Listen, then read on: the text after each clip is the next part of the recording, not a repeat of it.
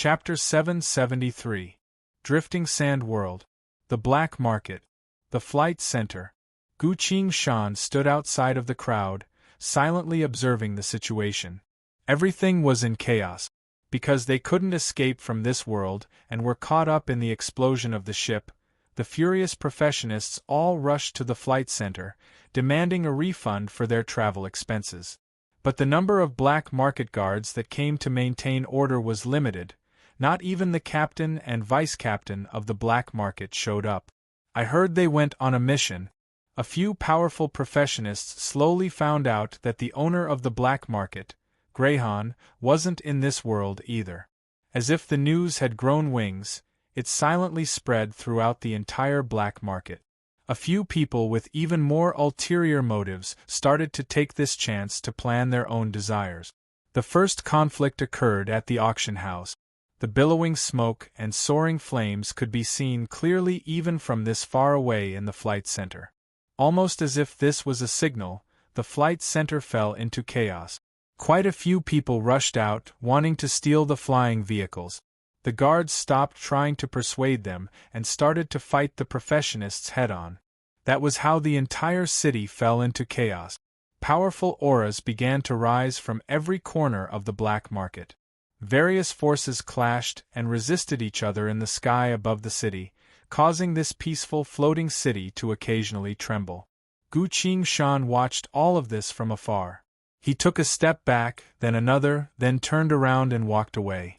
The situation was too chaotic, so he didn't want to step into it. He went to a restaurant at the very edge of the flight center and sat down at a table in the open. "Boss," Gu Qingshan called out. As he looked around, he found that the entire restaurant was empty. The waiters and waitresses were all very knowledgeable, so they've already escaped from the powder keg that was the flight center.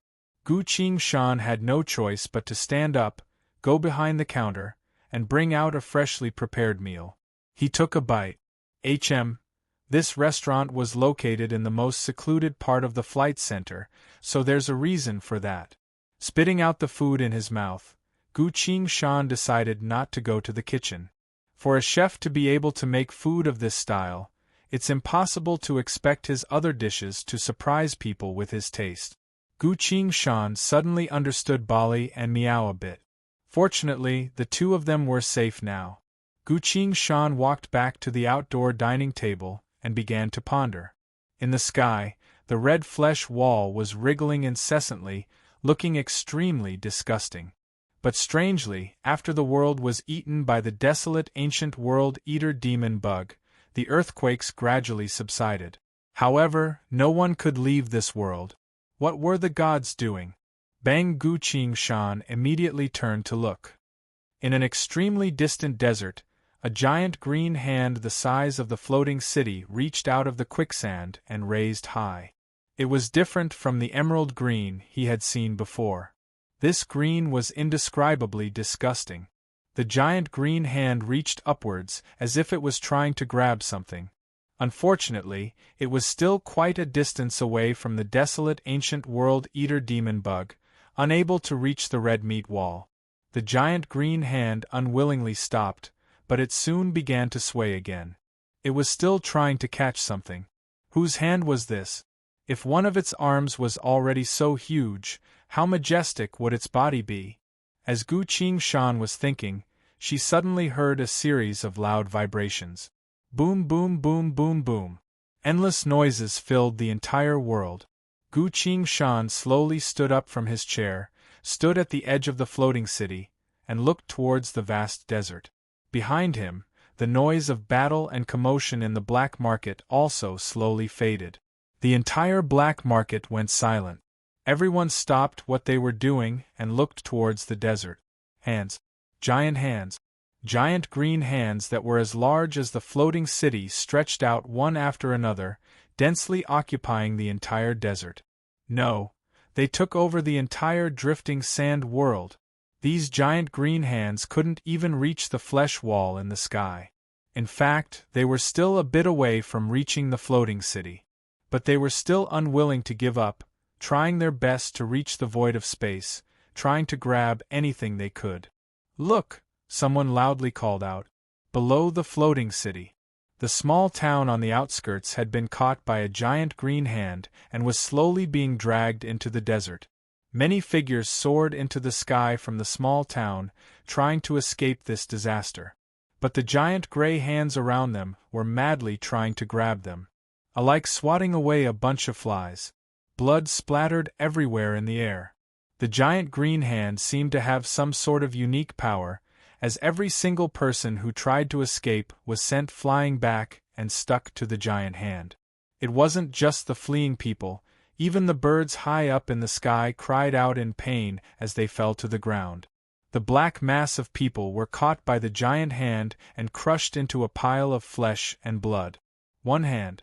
2 hands. 3, 4, 5. The giant hands swarmed over and captured all of the people. No one was able to escape. Everyone in the town was dead. The giant hands dragged handfuls after handfuls of flesh and blood into the desert. The ground began to tremble. The quicksand formed circular ripples that looked like an abyssal whirlpool. This slight trembling didn't seem like an earthquake, but more like something was chewing and devouring. In the sky, everyone held their breaths and stared blankly at this. All of a sudden, a high-decibel female voice shouted, "It's here!" Everyone looked up. A single arm had finally surpassed all the giant green hands, reaching even higher and grabbing towards the floating city. The entire floating city was in chaos. Everyone attacked the giant green hand with all their might. Every single one of them who could attack the giant green hand had used all their strength. The giant green hand reached higher and higher, but didn't budge at all despite the attacks. "It can't move. It's not damaged at all. We can't deal with it." Amidst everyone's desperate screams, the giant green hand streaked across the sky, grabbing towards the floating city with unstoppable force. Bam! With a small sound, the meticulously constructed defensive formation around the floating city popped like a bubble as it was lightly touched by the giant green hand. The giant green hand continued to approach. But when it got the closest to the floating city, it streaked across the sky. Although this giant green hand was taller than all the other arms, it was still a bit away from reaching the floating city. Just a bit more. The giant green hand that was covered in pus streaked across the bottom of the floating city, bringing with it a foul stench. The entire floating city shuddered. "Go higher!" Suddenly, someone cried and screamed. Everyone regained their composure. Everyone used all their strength to shout loudly. "Go higher! Go higher! Go higher! Go higher!" All the commotion stopped. Everyone turned their gaze towards the center of the black market, the floating city's control center. This was the place where the floating city's controls were located. A few staff members of the black market rushed in and began to operate the sophisticated instrument. Quite a few professionists went around to protect the floating city's control center. This was only an instinctive reaction. In reality, no matter how stupid they were, they wouldn't attack the floating city's control center at this point in time. Time ticked by. Controlling the entire city to fly wasn't a simple matter. Everyone understood this, so they could only helplessly wait. At this point, the giant green hand came again. The giant green hand seemed to have reached a bit higher. It used all of its strength to reach its 5 fingers up high, wanting to touch the bottom of the floating city. The professionists once again attacked with everything they had. Before, some were still holding back, but at this point, no one dared to think that they were lucky anymore. All sorts of spells struck the giant green hand, but it didn't budge at all. Under everyone's despairing gazes, the giant green hand's fingers finally reached the bottom of the floating city. 1 finger lightly touched it. 2 fingers touched it. A 3rd finger, the giant green hand was about to catch the floating city. Suddenly, the entire floating city let out a loud rumbling sound. The floating city was activated. It could now ascend or descend. The silent and despairing crowd suddenly became restless. Everyone roared in frenzy. "Hurry! Hurry! Do it! Damn it, rise for me. Ascend.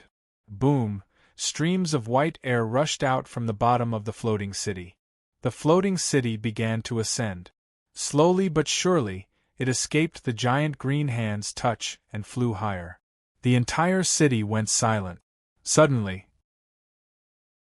Chapter 774. As soon as the floating city flew up, Gu Qingshan also sighed in relief. At some unknown point, little she was already standing next to him, silently looking down at the scene below. So it's finally coming out, little she sighed emotionally. So that's the monster? Gu Qingshan asked. That's it, these hands are only its skin, it's still in a half-asleep, half-awake state, little she replied. Gu Qingshan looked at her. So you once fought against such an entity, how unimaginable, little she pondered. I had thought that the desolate world-eater demon bug would be able to appease it, but it also failed. I wonder if the divinities have any other methods, regardless of what the divinities think. Do we have any way to escape from here? Gu Qingshan asked. No, I'm too weak right now, little she sighed. The two of them paused and looked towards the black market at the same time. Only to see that, aside from the control panel of the floating city, the entire black market had fallen into chaos. Fighting, killing, looting, destroying, people were rushing into the various shops like madmen, stealing anything they saw that was useful to them. If anyone tried to stop them, they would immediately engage in battle. Some people even began to take revenge for their grievances. Battles were raging everywhere. Fortunately, Gu Qingshan chose the most remote location at the very edge of the flight center. There wasn't anything worth searching for, so no one came here yet. Hearing the sounds of battle from afar, little she asked in confusion.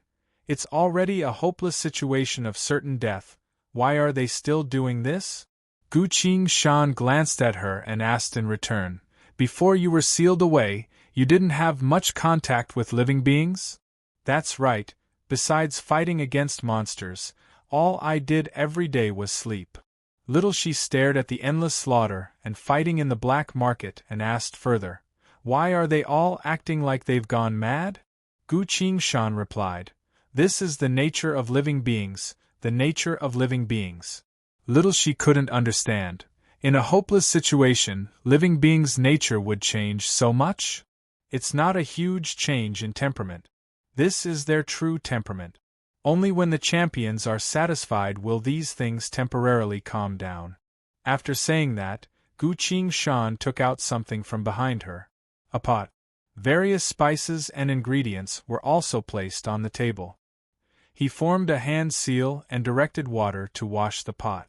Then, he began to process the ingredient. Xiaoxi asked in surprise, what are you doing now? This is also the nature of living beings, Gu Qingshan commented. Ever since he arrived at the strife zones, he hadn't had a single hot bite of food, not to mention the disgusting food he just ate, so he couldn't help but want something to eat. His movements were extremely fast, and in a short while, he had prepared a few dishes and a pot of soup. If the enemy can't be defeated by force, I'll have to eat something first. Only after I'm full will I have the energy to think about the problem, Gu Qingshan said. Looking at the dishes, Xiaoxi's nose twitched and a look of envy appeared on her face. Can you eat so much by yourself? She asked. Of course not, come, let's eat together. Gu Qingshan gestured for her to sit down. At this point, Xiaoxi felt a bit uneasy.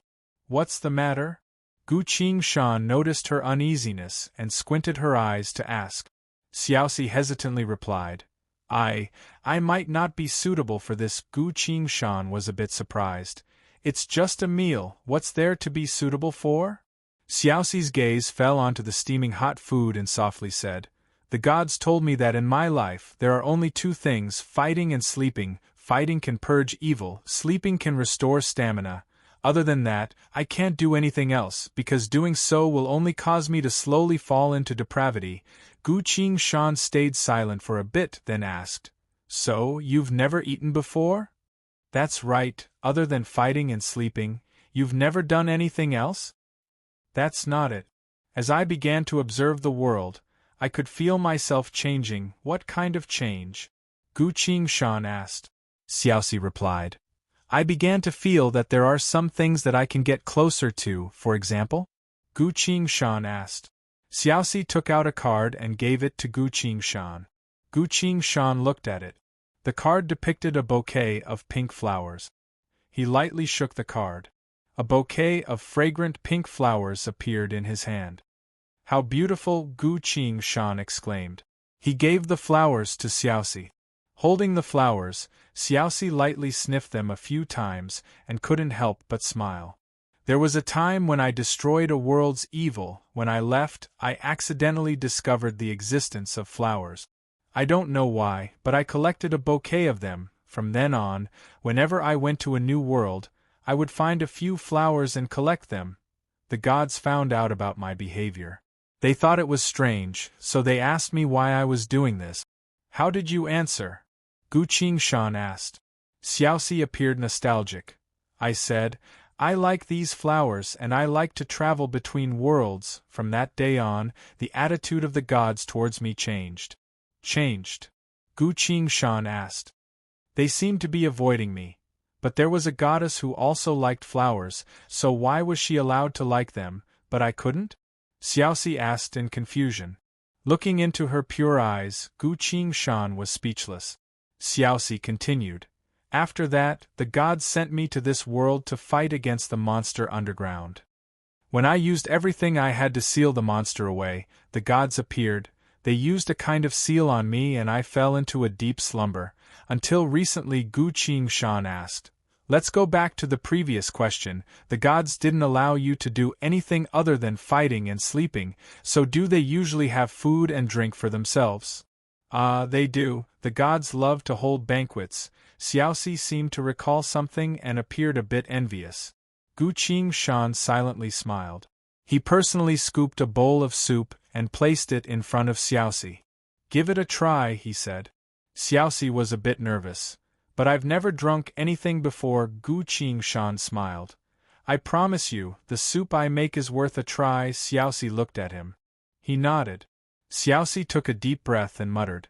I've always been curious about what it feels like to eat. She picked up the bowl and carefully sipped on the edge of the bowl. How does it taste? Gu Qingshan asked. He found himself a bit nervous.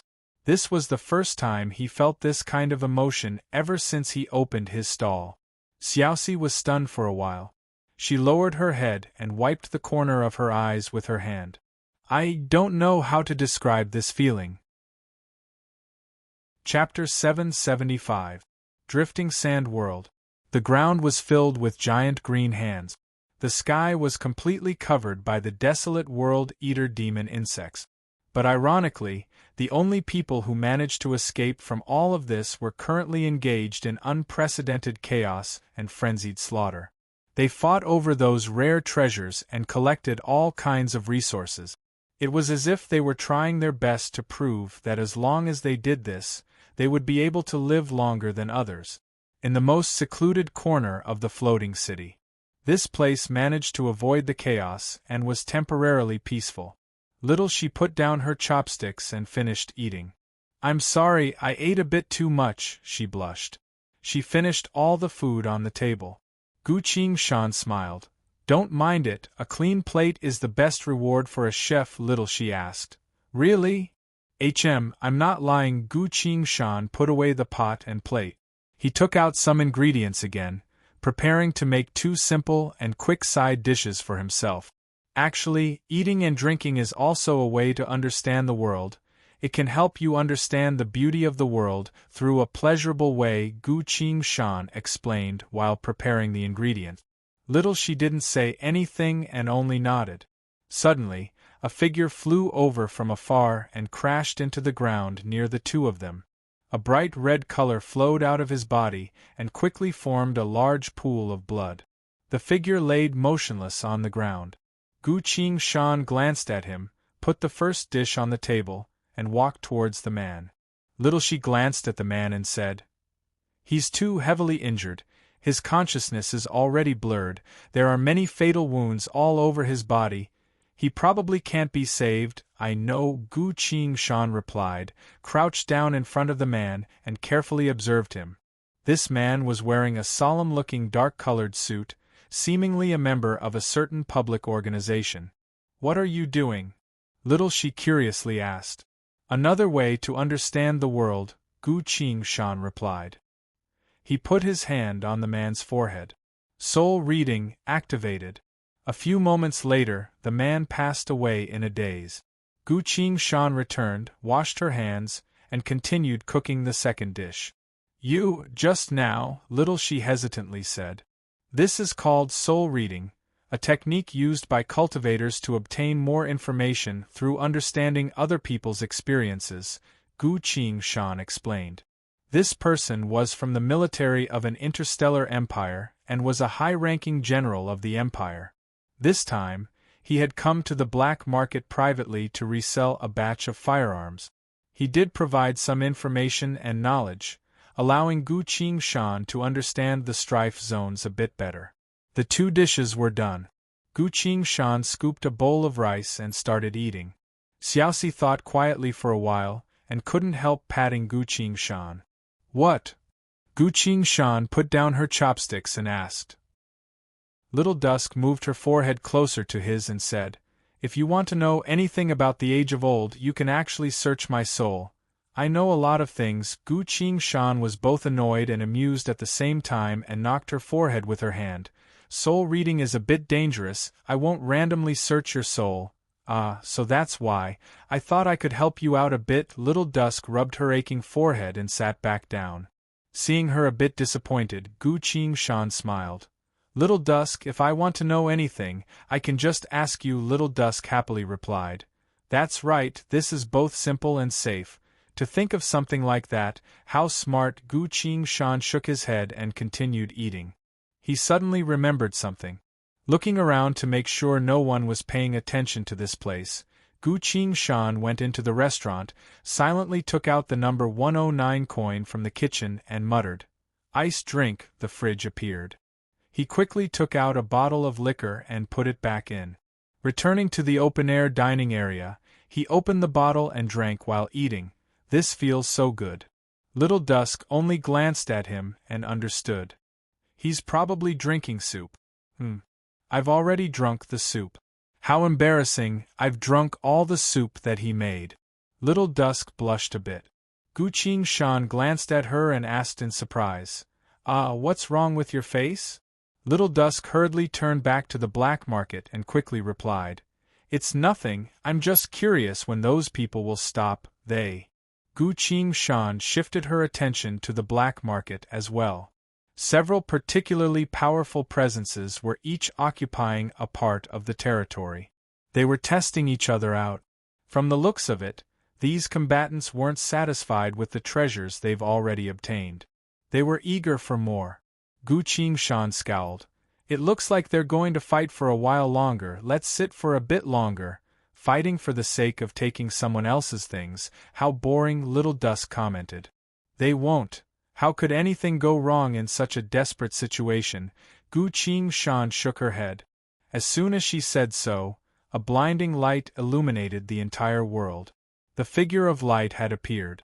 It represented the supreme gods and appeared in the sky. All of the disputes ceased. True God, I am your lowliest servant, please save me, someone shouted. A follower had already knelt down and cried, O venerable God, I am a devout follower of the God of mysteries, I beg you, please save me. The frenzied and cruel killing in the black market disappeared without a trace. The combatants whose hands were stained with blood only took the blink of an eye to turn into devout followers of truth, kindness, and beauty. They knelt on the ground, doing everything they could to express their loyalty and faith to their God. Even someone as experienced as Gu Qingshan couldn't help but chuckle at this. He muttered, God does not save those who despise life. This was the first line of the Holy Bible of life. From the memory of the general just now, Gu Qingshan was only thinking about it, so she casually said it. That general was a devout follower of the God of life, able to recite 8 million verses of the Book of Prayer. He was highly respected and respected by the entire empire. But at the time of his death, he was selling firearms on the black market. The floating port was enveloped in a solemn atmosphere. Amidst everyone's sincere prayers, the figure of light finally spoke. "I will temporarily stop the spread of evil, and by you some time a blinding light emanated from its body, illuminating the entire world." This light seemed to carry some sort of power, as the giant green hands sensed this blinding light and slowly retreated back into the desert. The calamity slowed down. The crowd cheered and praised in a frenzy. The figure of light spoke again. "Lambs of the gods, devout followers, all living beings who survived because of God's protection, you must remember what I am about to say. An incredibly powerful sinful entity is sealed deep within this world when the seal falls and the demon insects appear. Even the strongest among you will not be able to survive this calamity. There is only one way to save you. You must find the 21 poems of prophecy from the 7 holy Bibles left behind by the gods. To prevent it from being triggered too early, we purposely hid the final measure in a place that almost no living being can reach. Only the poems of prophecy will tell you where to hide. Go, follow the poems of prophecy and find the 3 divine armaments left behind by the gods. They are scattered under the sand, hidden deep within the labyrinth. Take the 3 divine armaments out of the labyrinth, let them feel the wind and earth again, and they will be activated at this point." The figure of light's voice slowly became low. "These are the blessings left behind by the 7 gods. They will help you escape from your predicament. Once the demon insects feel the power of the 3 divine armaments, they will spit out this world and leave. The 3 divine armaments contain the vast power to once again seal away evil. The gods will surely obtain victory in the end. Aside from that, those who find the divine armaments under God's protection will receive our blessings after successfully sealing away evil." At this point, the figure of light paused. Everyone's hearts were raised. Everyone was waiting for the figure of light to announce the blessings of the gods. Under the watchful eyes of countless people, the figure of light finally made its final declaration. Chapter 776. After saying that, the figure of light scattered into countless sprites of light and disappeared. The world only calmed down for a split second. The black market seemed to have exploded as quite a few people loudly discussed among themselves. Even more people ran to the bookstore without making a sound. The 7 holy Bibles. Each holy Bibles recorded the words and actions of the gods, as well as their views on all things in the world, as well as their teachings to their believers, as well as their prophecies of the future. To find the labyrinth, one must rely on the 21 poems of prophecy from the 7 holy Bibles. Fortunately, the holy Bibles of the 7 gods had always been the most widely circulated reading material, and many times, the holy churches would even give out holy Bibles to their believers for free. In the strife zones, regardless of the time, the 7 holy Bibles were the most common books available in any bookstore. After a bit of chaos, everyone managed to obtain enough holy church books from 7 to 8 bookstores. A certain combatant was tempted to confiscate all the books, but quickly gave up on that idea. He realized that if he dared to do that, everyone would probably band together to kill him regardless of the cost. Because this was a divine prophecy. Aside from the issue of faith, the figure of light had already said that he was only buying time for the living beings. If they couldn't find the labyrinth in the end, the divine armament wouldn't be activated, and the evil wouldn't be sealed away again. If his obstruction caused the search for the divine armament to fail, then he would die together with everyone else at the hands of the monster. The combatant took a deep breath, took out a holy Bible from his chest pocket, and quickly flipped through it. This was the Holy Bible of Death, which recorded many of the God of Death's deeds and words, as well as several poems of prophecy about the future. Each poem had at least a few thousand lines, and this was only one Holy Bible. There were a total of 7 Holy Bibles. He shook his head and began to seriously read through the poems. This was a huge undertaking, but no matter how hard it was, he had to find a suitable poem for the current situation as soon as possible. The entire black market fell silent. A path to becoming a demigod was right in front of everyone's eyes. No one was willing to fight and kill for the sake of normal treasures in the world anymore. At the edge of the floating port, Gu Qingshan served Little Dusk a cup of steaming hot tea while she leaned back on her chair, reading a newspaper. This was the Guardian Association's newspaper. After a long period of silence, it was finally updated just now.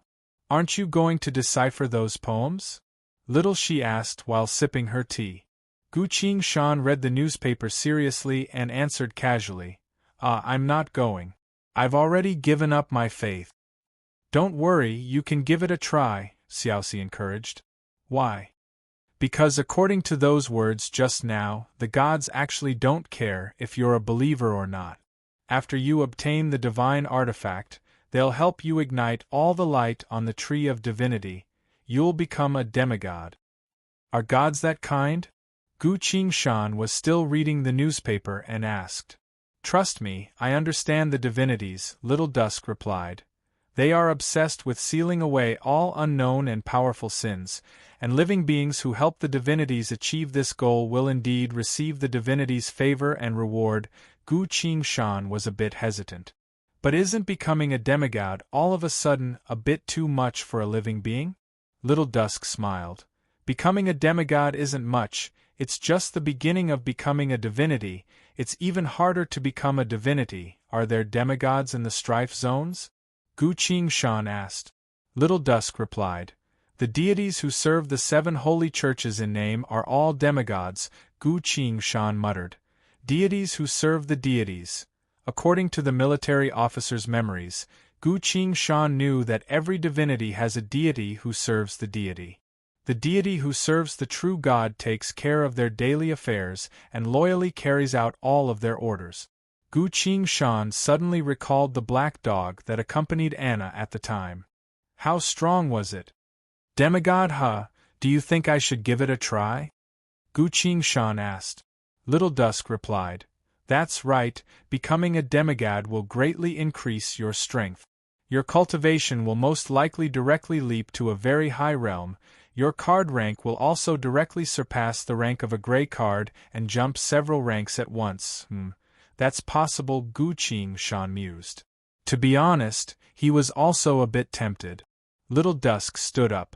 "Let's go, we're going to find the 7 holy Bibles to study the poems of prophecy.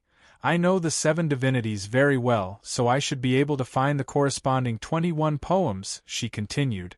"We can decipher the poems and find out where the labyrinth is, then we'll go to the divinities' labyrinth together, take out the divine armaments and seal away the evil." Gu Qingshan silently looked at her and asked, "You've already been sealed away by the divinities once, why do you still want to help them with something like this?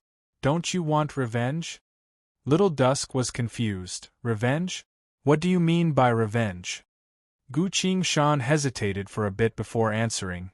"It's, when someone did something bad to you, you want them to feel the same thing." Little Dusk smiled faintly. "The divinities are only afraid of me?" Gu Qingshan asked. "But they sealed you away." Little Dusk looked at him.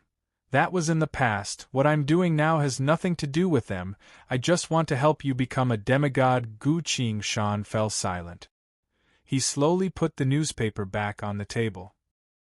Unlike before, the newspaper this time wasn't white with black text, but completely black, almost like the curtain of night that shrouded everything. Lines of burning text appeared on the black paper. The final announcement: the 900 million world layers alliance has been destroyed, billions of worlds have fallen into darkness. That monster is currently fighting against the Demon King Order. For the authority of destruction, regardless of who wins or loses, the only thing that awaits living beings is slavery or death. Attention, this is the final message from the Spire Keeper Association before it collapsed. Everything has come to an end, farewell, friend. When Gu Qingshan no longer looked at the newspaper, the burning text began to spread across the black paper. The flames devoured the entire newspaper. Within the intense flames, the former glory of the Spire Keeper Association was reduced to ash. disappearing from the 900 million world layers. The 900 million world layers alliance had also been destroyed. An era had ended. The curtains of the apocalypse were slowly rising. At this point, only the strife zones that were hidden by the power of the old gods had temporarily survived. But there was no telling how long this luck would last. Gu Qingshan sighed deeply, clenched his hands, and formed a hand seal. "I have something I need to ask you," he told Little Dusk.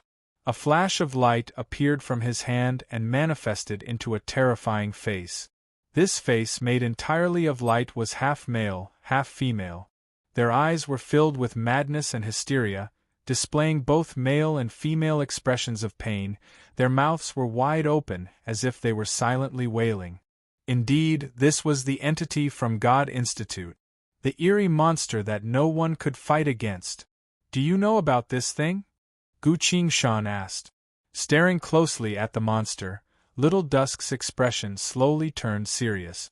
She spoke with a slow and cold tone. "It has many names: the Predator, the Enemy of Gods, the Demon King that eats gods, the Desolate Terminator." Gu Qingshan was shocked and asked, "You know about it?" "I do," Little Dusk nodded. "This thing came from the Age of Desolation, the era before the birth of the old gods. This thing once ended the Age of Desolation. After the birth of the old gods, even though the true gods all had immense power, they could only become this thing's food. The reason why the gods are constantly creating all living beings and even breaking all taboos in search of power that is far more powerful than themselves is partly because of this thing." Gu Qingshan asked further, "Did the old gods ever win against this thing?" Little Dusk replied, "The old gods and that thing once fought a decisive battle. I was also there at the time." "Did you fight against it?" "It wasn't just me. Every powerful force created by the old gods participated in that decisive battle. Some of them were even more powerful than I am." "You won?" "Yes, but it was extremely difficult to win. The majority of the old gods died. Even those that were so powerful that even I found it hard to believe died in that decisive battle." "What about the monster?" "We couldn't destroy it, so we could only seal it away. Although that was the only thing we could do. This way, the old gods would be temporarily safe." Gu Qingshan silently nodded. Little Dusk was curious. "How do you know about this thing?" Gu Qingshan replied. It appeared again. Little Dusk didn't say anything. This was the first time Gu Qingshan had ever seen her show an expression of fear and worry. "Now that the old gods aren't here, it can't be defeated?" Gu Qingshan tried asking. "No," Little Dusk shook her head. "The old gods would never allow such a terrifying situation to happen again. After sealing that monster away, they studied it for countless years and finally found a way to deal with it." Gu Qingshan's eyes lit up and asked, "What way?" "It's a secret of the old gods." Little Dusk looked at her and shook her head. Gu Qingshan spoke with a serious expression. "Listen to me, Little Dusk, you have to tell me, otherwise, more and more people will be killed by the monster, the entire world will be destroyed. It's not that I don't want to tell you, it's just that the old gods had already defeated that monster at that time, so they were no longer confident in a powerful weapon like me, so I don't know about that secret." Little Dusk replied. "Are there no clues at all?" Gu Qingshan asked in disbelief. "Of course there are. I know where the old gods hid their secret," Little Dusk replied. "Where?" "It's a unique number. It represents endless death in divine language. 944, that's right, the number 944. Coin? The old gods hid their secret inside coins?" Gu Qingshan asked in disbelief. At this point, he recalled the number 109 coin in his hand. "This coin can open a fridge." "In other words, many coins have all sorts of unique uses?" Little Dusk replied. "That's right, the number 900 and above coins don't represent wealth, nor do they circulate. These coins were forged by the old gods using eternal materials, hiding the truth and secrets that they didn't want to talk about." Gu Qingshan lowered his gaze and pondered for a bit before asking, "Are these coins the same as the number 900 and below coins, where they're classified according to how important they are?" No, you can't measure the truth and secrets with the same attitude you use to measure wealth. Every number on the number 900 and above coins has a unique meaning. You can't tell which one is more important than the other. Seemingly recalling something, Little Dusk's voice became faint and indistinct. All the number 900 and above coins are equal, except for the last number 3 coins. Only a single one was forged. Gu Qingshan didn't notice the difference in Little Dusk's tone. His mind was currently filled with thoughts of how to defeat that monster. Only one was forged. The fewer there were, the more precious the secret was. For Gu Qingshan, this was something he could easily understand. Number 944. Gu Qingshan muttered. All right, I'll keep that in mind. I'll find this coin. He stood up. As for now, let's find those 3 divine armaments and leave this world as soon as possible. Little Dusk also stood up. We're going to the bookstore. No, we're going to the desert, Gu Qingshan replied. Little Dusk was confused. But we haven't found the 21 poems of divination yet, and we don't know where the labyrinth is, Gu Qingshan said. Come with me, you have a way? Little Dusk asked. Gu Qingshan replied. You can bypass the old god's prophecies and find the divine armaments? Little Dusk couldn't help but ask again. Gu Qingshan continued. I can't believe it. What kind of method is it, can you tell me? Little Dusk pursued. It should be the method that the demon King Eater used when he hunted the old gods, Gu Qingshan replied. He had just spent several thousand soul points on the war god Ui. Chapter 777. Looking back at the river of time. The scattered worlds were like weak sparks outside of a raging flame, always fading away. The various powerful organizations and Lord-class combatants of the 900 million world layers wouldn't pay any attention to them. That was why the Demon King Order had never met any strong resistance here. It had always obtained slaves, soul points, world origin, and everything else it needed from these weak and tiny worlds. But now the situation had changed. An unimaginable event had interrupted the Demon King Order's invasion of the scattered worlds.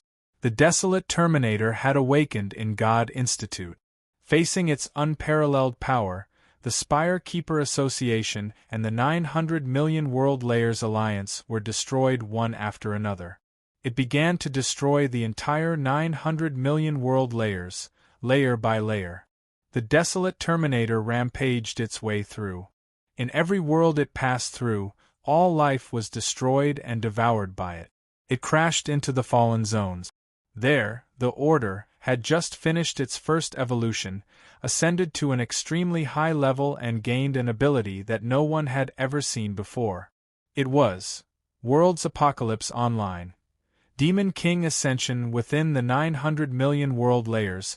The desolate Terminator had never met a worthy opponent, not even the Order.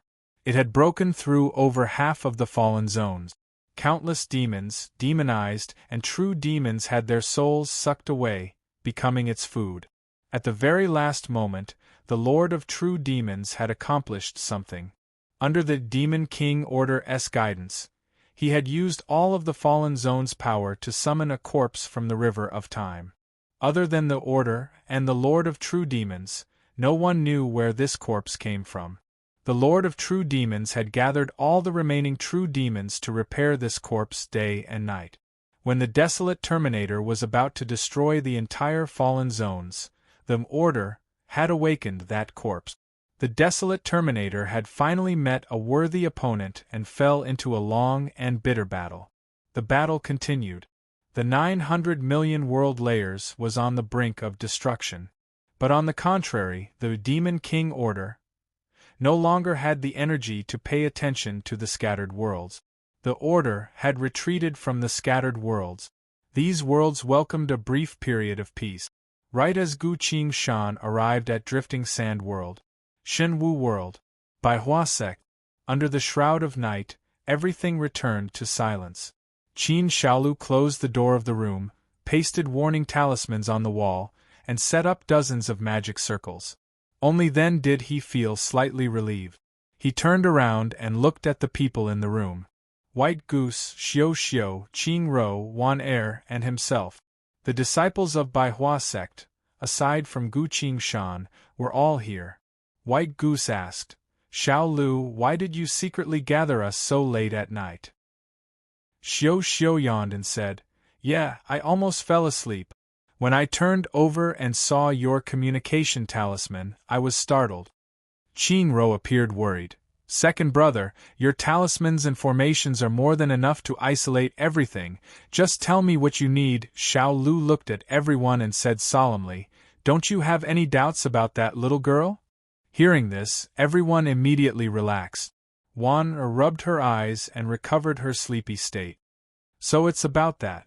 I thought it was something big. A few days ago, a little girl appeared on the throne of 10,000 flowers, calling herself the 100 Flowers Fairy. After that, she taught Qin Xiaolu a lesson for being rude. Facing the crowd that rushed over, the little girl hesitated for a bit before saying that she was a guest of the 100 Flowers Fairy. In front of everyone's doubtful gazes, she showed a few of the 100 Flowers Fairy's tokens. At the same time, the 100 Flowers Fairy also sent a communication talisman to the disciples. In the talisman, the 100 Flowers Fairy said that she had something to do and asked the disciples to take good care of this little girl during this time. Since she had both a token and Shifu's communication talisman, this little girl was naturally a guest of Bai Hua sect. Could there be any problems with that? Seeing everyone's reaction, Qin Xiaolu shook his head in disappointment. Could it be that none of you really noticed anything wrong with this little girl? Xiao Lu, what exactly are you trying to say? The White Goose curiously asked. Xiao Xiao answered. That's right, we have Shifu's tokens, and Shifu herself also sent us a communication talisman. All we need to do is follow Shifu's instructions and treat our guests well. Warner was interested and asked, What's wrong with that little girl, second brother? Why don't you tell us? If you think about it carefully, you'll notice that there's something wrong with her. Qin Xiaolu spoke in a low voice. Something wrong? Everyone fell into thought. Wan Er shook her head. She's having a lot of fun playing with me. I like her. What do you play? Qin Xiaolu asked. Climbing trees, jumping rope. I take her to the stream to pick up pretty rocks. We go to the spirit beast garden to feed the spirit beasts. I don't think there's anything wrong with her these past few days, Wan Er answered. Qing Ro nodded. Last time when I took her to the market, she happily played for the entire day. Even when it was dark, she still didn't want to come back. But that's normal for children. I don't think there's anything wrong with her, Xiao Xiao recalled. When we eat, she'll steal my braised pork trotters, but that's nothing. Seeing that the situation wasn't right, Qin Xiaolu quickly reminded them. That rag doll. Haven't you noticed? She's always hugging a rag doll. Wan Er answered. I've noticed. Isn't that what Shifu looks like? What's wrong with that? Qin Xiaolu swung his fist. That's the key. Think about it carefully. Who would want to be a rag doll that looks like their sect master when they visit another sect? Hearing that, everyone was a bit surprised. That's true. This really isn't right. Qin Xiaolu spoke in a low voice. I don't know if you've noticed, but she's always bringing that rag doll with her wherever she goes. Then what do you think is going on? The White Goose asked. I think that there's definitely something strange about that rag doll. Perhaps it even has some sort of power, Qin Xiaolu said. How could a rag doll have power? The White Goose asked. I've used 1794 different kinds of divination techniques, but I've found that I can't calculate this little girl's strength at all, and her location is also hidden. I believe that the power that's interfering with me is coming from the rag doll, Qin Xiaolu said. The White Goose silently nodded. Who would have thought that Qin Xiaolu would be this sharp? That was the rag doll that Yunji gave him when they parted at the 900 Million World Layers Alliance. The rag doll's purpose was indeed to conceal one's presence, to prevent people with ill intentions from spying on them. The White Goose was a bit emotional. Seems like other than Gu Qingshan, Qin Xiaolu has also grown up and can take on great responsibilities. The sect's fortune. While she was thinking that, Qin Xiaolu continued. And haven't you noticed, The most important thing is this girl's appearance? Everyone was stunned. Appearance? She's very beautiful, Xiao said admiringly. She really is a beautiful and pure little girl. I wonder how beautiful she'll be when she grows up, Qingro praised. Wan Er also nodded. Wrong. Your observation skills are too weak, Qin Shaolu shook his head. What did you notice from her appearance? The white goose asked. Qin Shaolu pursed his lips, then finally said something that shocked everyone. I noticed that she looks a bit like Shifu. Everyone was shocked once again. They quickly recalled. Now that you mention it, it really does look like her, Xiao commented. Qingro mused. No wonder I feel like I've seen her somewhere before, Wan Er was comparing in her mind, muttering. Although she's very innocent, her eyes and expression really do look a bit like our Shifu. The white goose was even more glad. To be able to deduce the truth just like that, Xiao Lu's observation skills are quite good. Even if Gu Qingshan was here, she wouldn't be able to do as well as he did. The white goose cleared his throat and said, That's right, I also feel that she looks a lot like Shifu. So, Xiao Lu, do you have an answer? Qin Shaolu solemnly nodded and spoke with a serious tone. I've found the truth, the white goose said. Very well, tell us your answer, Qin Shaolu said. I'm a bit afraid to say it, the white goose smiled. It's fine, we're all on the same side here.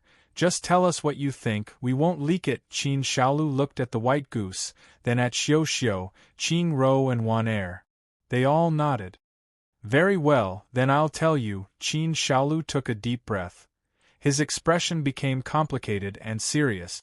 This little girl looks so much like Shifu, plus she's wearing a doll that looks like Shifu, plus she's being protected by a powerful force that conceals her presence, so she's actually… Dish what? Xiao couldn't help but ask. Qin Shaolu clenched his fist tightly and spoke in a low voice. She's actually Shifu's illegitimate daughter. The entire room fell into a terrifying silence. Xiao covered her mouth. Qingro and Wan Er exchanged glances. Qingro seriously thought for a bit, then shook her head. That can't be right, Shifu is still a virgin. That's right, although what you said before is reasonable, this little girl definitely isn't her child, Wan Er said. Qin Shaolu was stunned, then asked, How do you know Shifu doesn't have a Dao companion? Wan Er waved her hand dismissively. That's our women's business, don't ask, we can guarantee that. Qin Shaolu was a bit stunned. Senior brother, you were supporting me just now, do you think they're right or me? He hurriedly looked at the white goose and asked.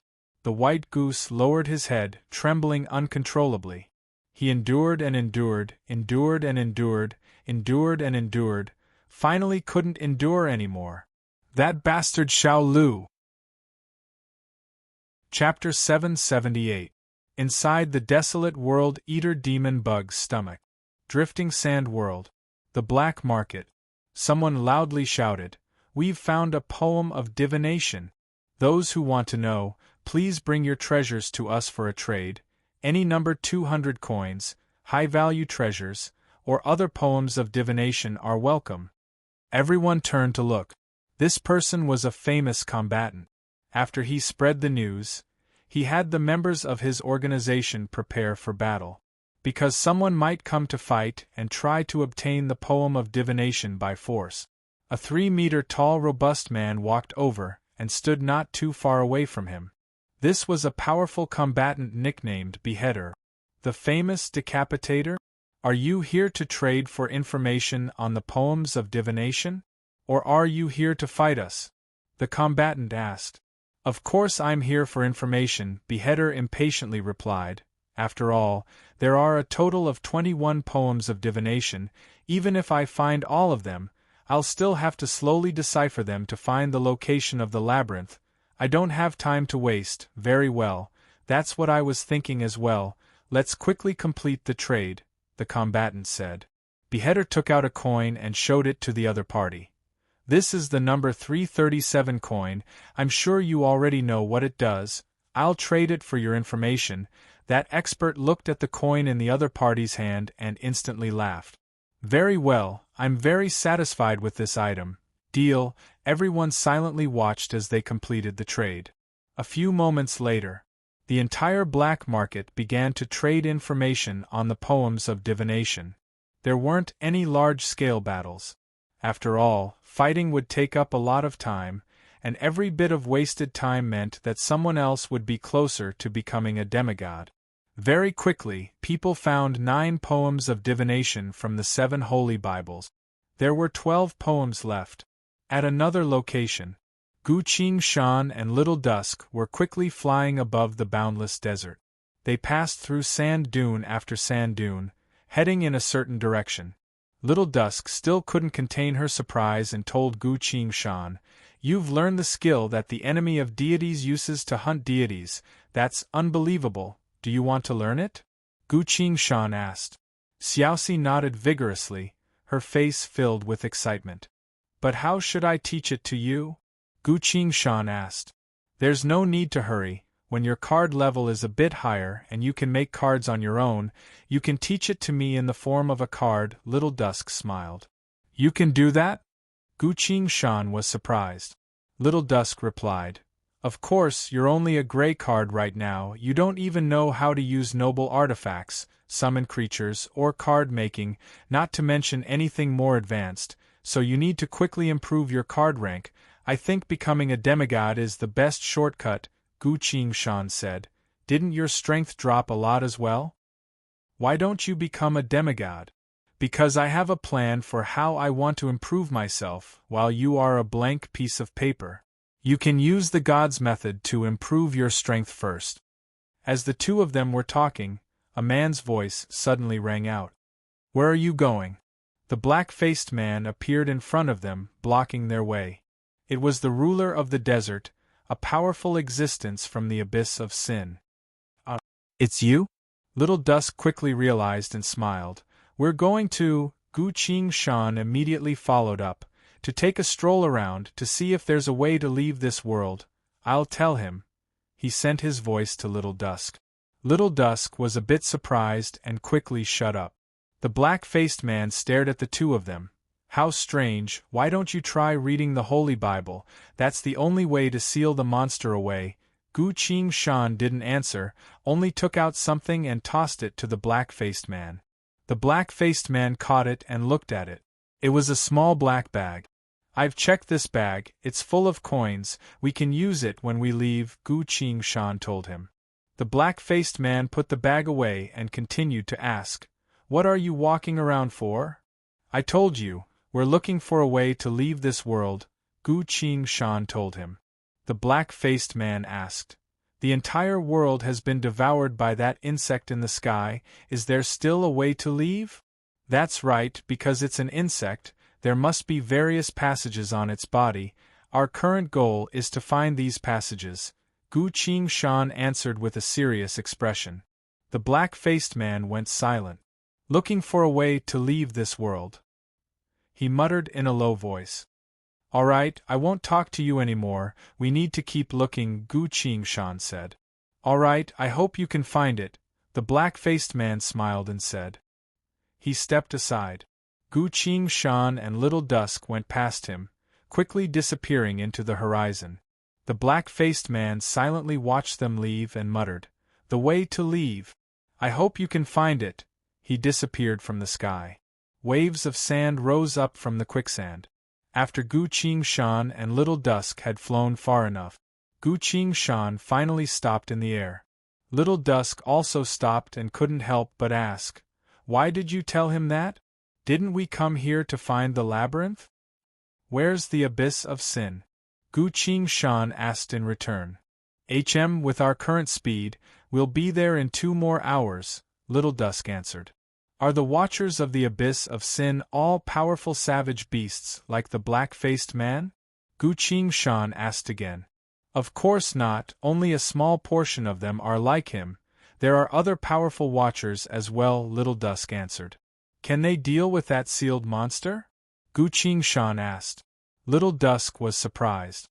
She suddenly recalled the giant green hand that covered the entire world, the evil monster that almost broke through the ground. That was a terrifying monster that could only be sealed when she was at her peak state. Indeed, when the giant green hand took over the entire world, no living being outside of the black market would be able to escape. Even the powerful watchers of the abyss of sin couldn't stop the monster from devouring them. They couldn't, the most they could do was report to the divinities, but now that the divinities are gone, he's still alive and well. Little Dusk was confused. Gu Qing-shan sighed and said, "This scorpion is no longer the original him." If that's the case, the figure of light's appearance might have been triggered by the watchers of the abyss of sin before they died, Little Dusk asked. "Why do you say that?" Gu Qing-shan answered, "Because the place where he appeared is where the labyrinth is." "He's blocking our way into the labyrinth," Gu Qing-shan continued. "They were on the same ship as me, and they also wanted to leave this world, but now he's blocking my way and giving off undisguised killing intent, obviously not welcoming me to take the divine armament," he continued. "But what kind of entity wouldn't welcome me to take the divine armament? The entire world wants to activate the divine armament, but there's only one thing that doesn't want that to happen, that sealed monster. That monster must have used a method that we can't understand to bypass the figure of light seal and entered the scorpion's body." Little Dusk couldn't help but shake her head. "That alone is enough to make you suspect that he's not the original him." Gu Qing-shan replied, "Of course not. Using the process of elimination, there's probably no one in the entire drifting sand world who could easily deal with a savage creature like him and even use his body. In truth, I was only confirming this when I gave him the black bag of money. We agreed to split the money in the bag evenly, but he didn't know about that at all. The real him is extremely embarrassed about this. He wouldn't have accepted it without saying a word like he did just now." Gu Qing-shan's voice became a bit dejected. "He's already dead, and the demon Scorpion Empress is most likely not in a good state either. If you still want to find proof, you can check your summoning card again." Little Dusk took out the summoning card for the demon Scorpion Empress. It was completely blank. Little Dusk looked at Gu Qing-shan and sighed. "You were right, it seems we need to think of a way to deal with him in order to enter the labyrinth." Gu Qing-shan smiled bitterly. "It's not just him. The entire watchers of the abyss of sin are probably inside the labyrinth right now." Chapter 779. The Desert. Gu Qing-shan was flying in the air, forming hand seals one after another towards the formation plate. From time to time, the formation plate would emit rays of light, turning into streams of light that fell into the vast desert below. After watching for a while, little she couldn't help but say, "We need to hurry up, quite a few poems of prophecy have already been deciphered." "I know," Gu Qing-shan replied. Little she continued, "But that scorpion is very powerful. If it continues to guard the entrance of the labyrinth, with our current strength, we'll probably fall into a fierce battle." "I know," Gu Qing-shan replied.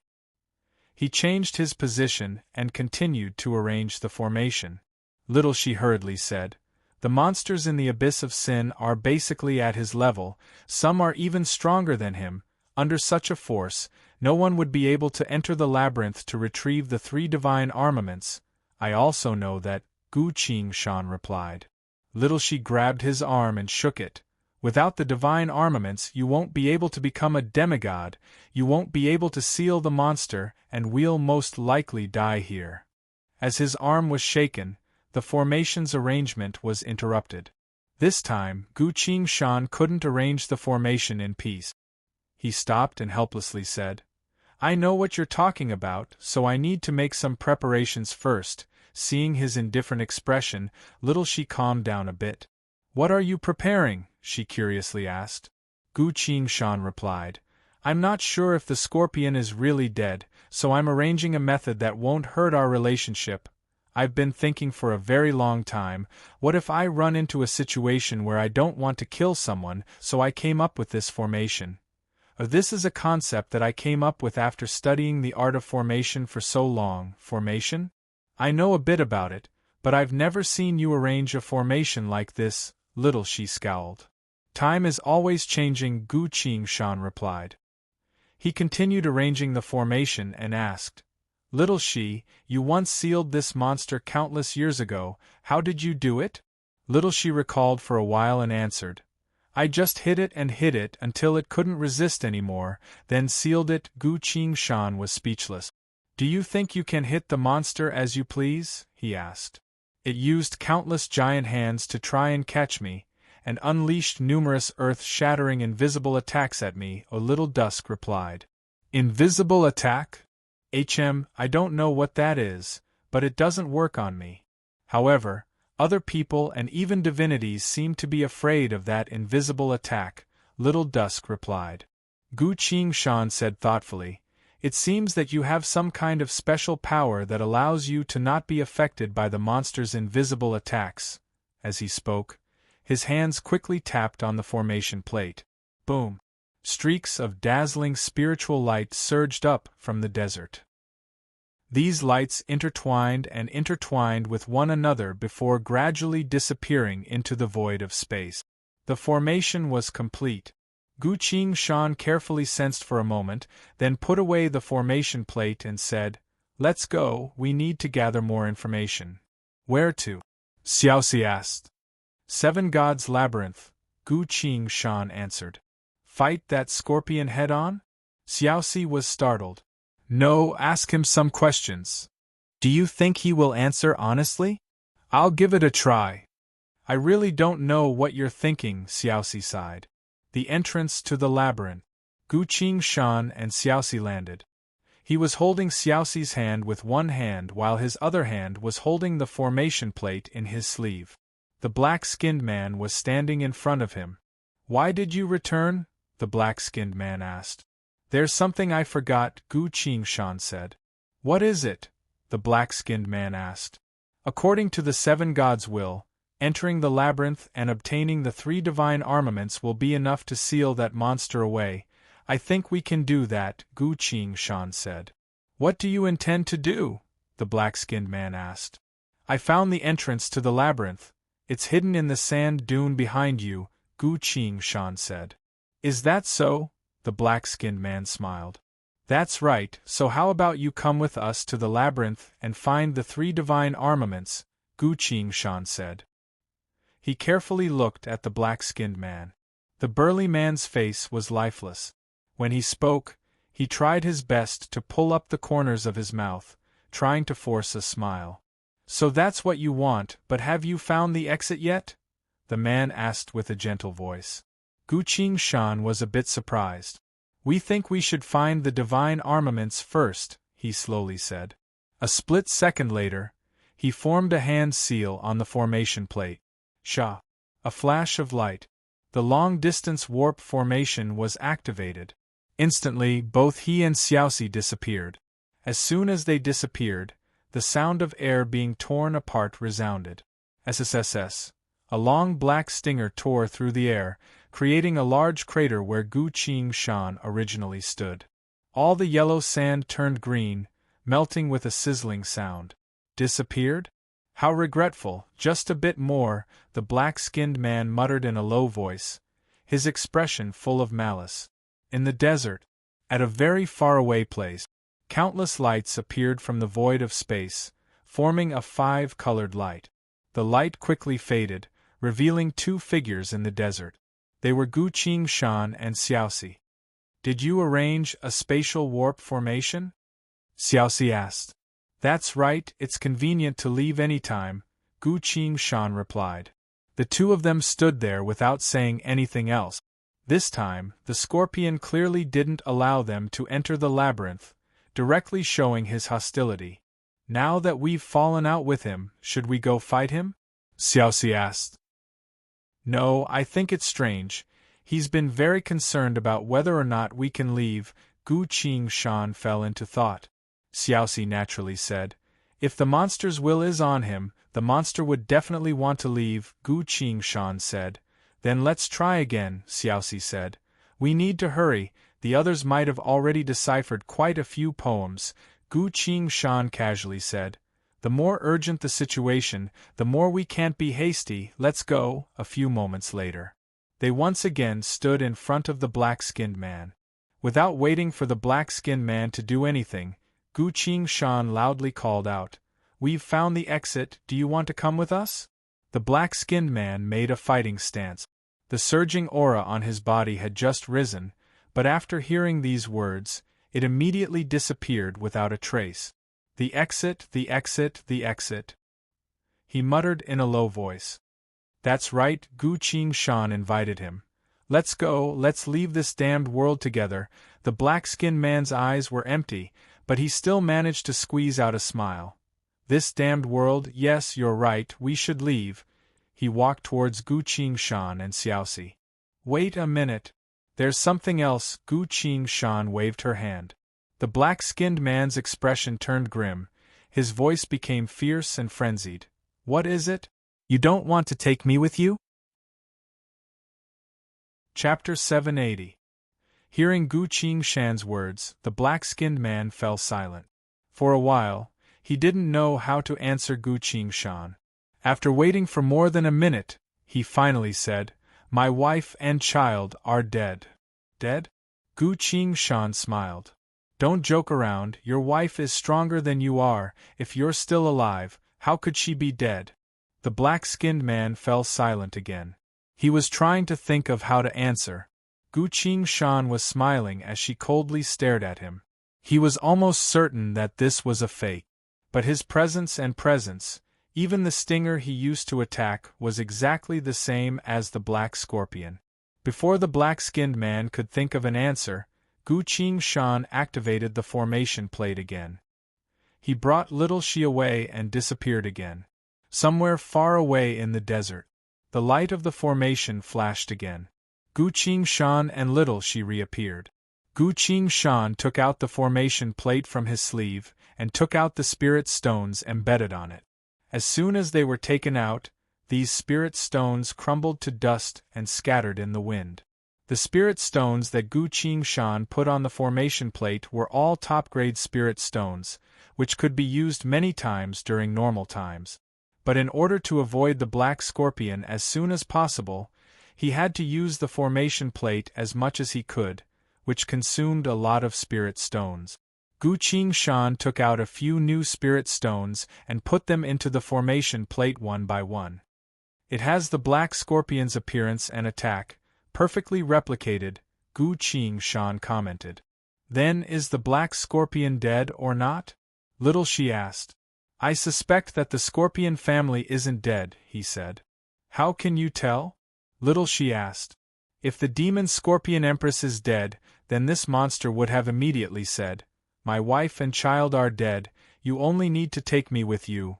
This is the simplest and most direct response. If possible, he would have even shown me the demon scorpion empress body, Gu Qing-shan continued. But he didn't answer me right away, instead fell into thought. Little Dusk replied. He's taking a bit too long. Gu Qing-shan smiled and said, That's why we know something else. This monster isn't good at socializing with people, nor does it know that staying silent for too long would arouse the suspicion of others. What do we do now?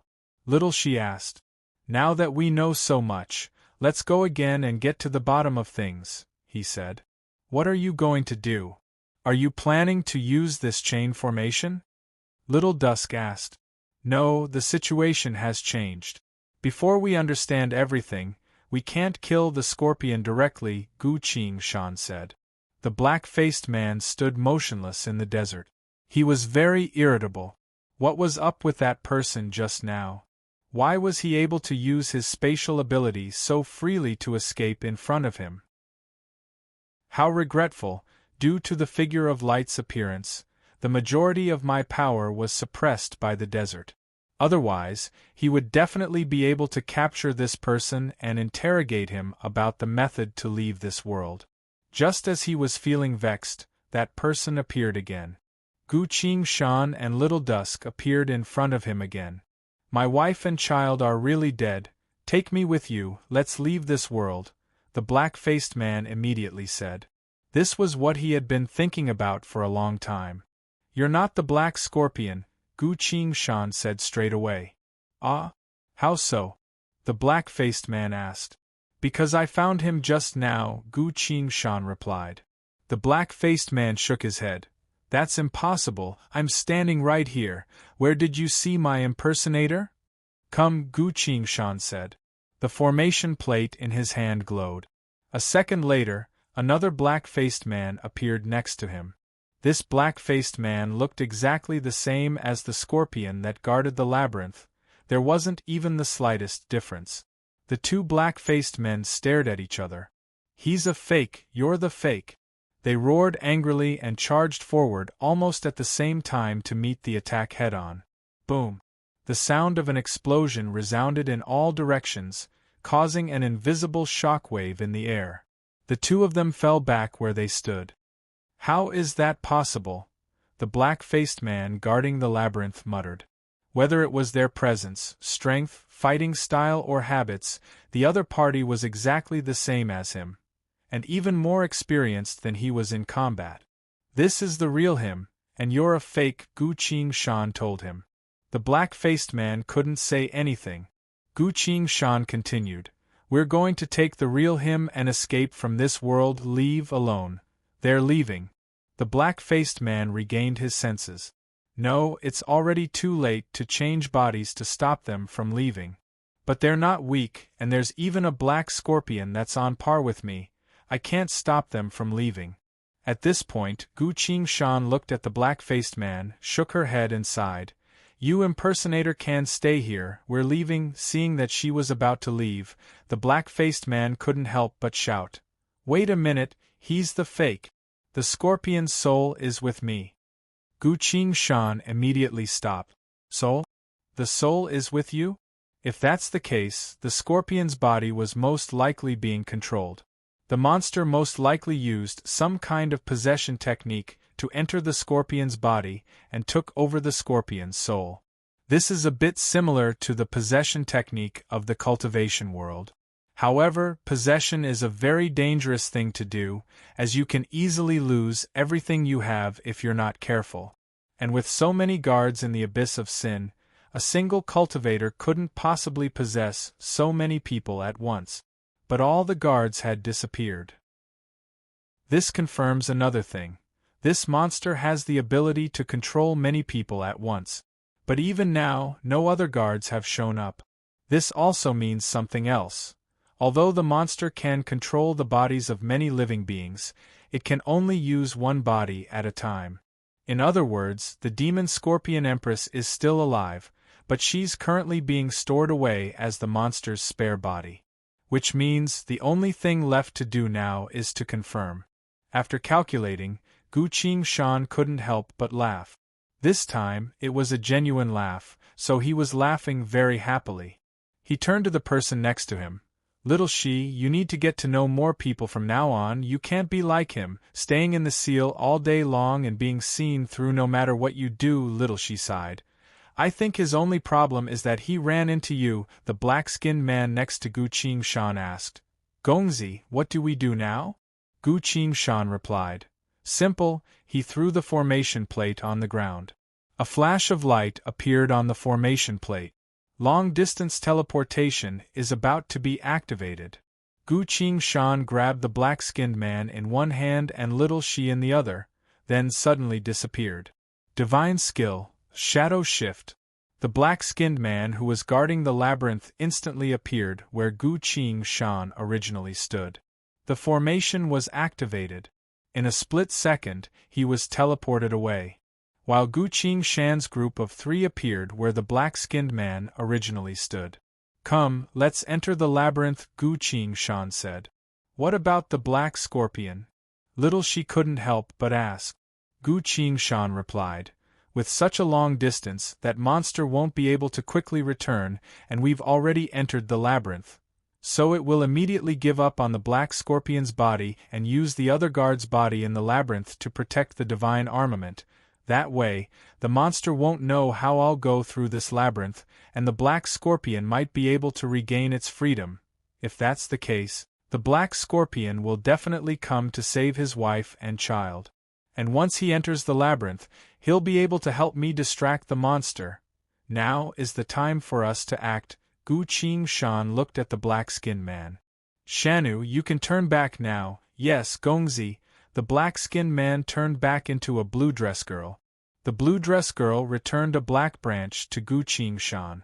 This was the thorn that the black scorpion gave Gu Qingshan before. Just now, Shanu used it to activate Mystery of All Beings Equal. Looking at this thorn, Gu Qingshan silently sighed.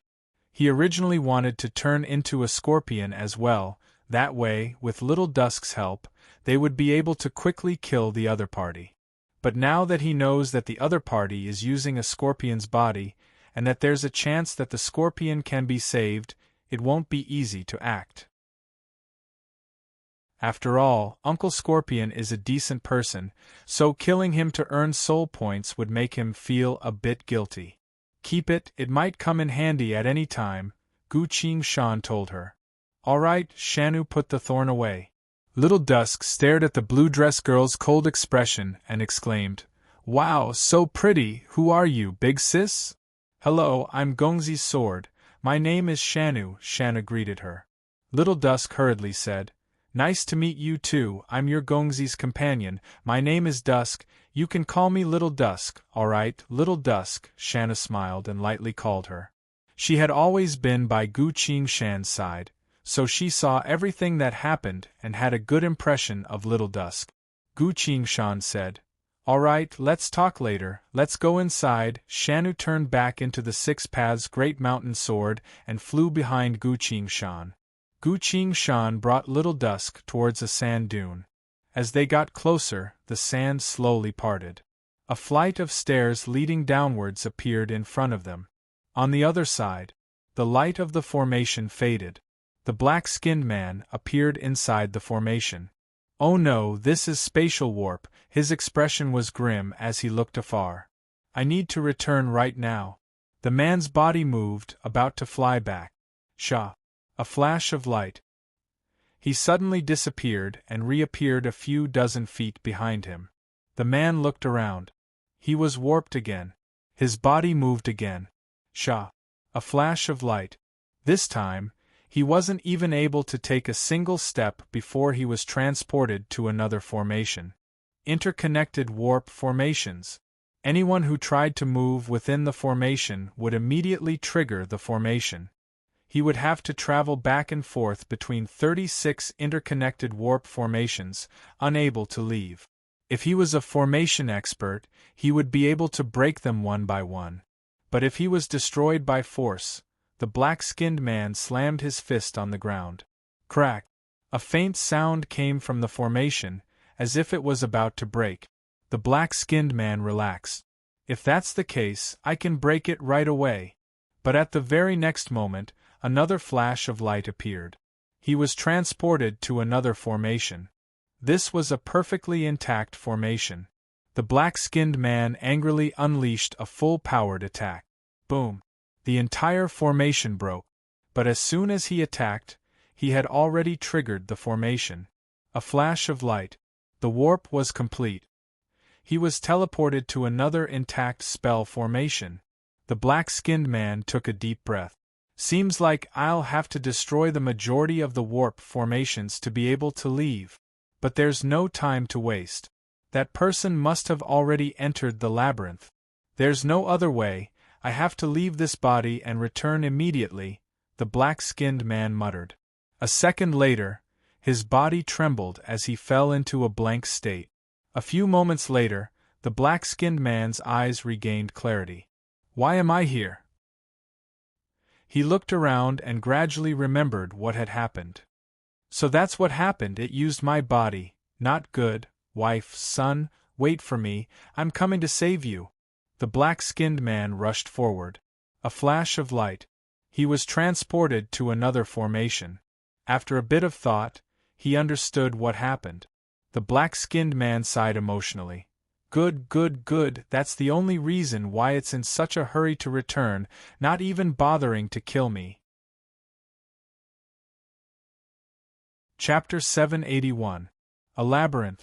Rather than calling it a labyrinth, it would be more accurate to call it a grand divine palace.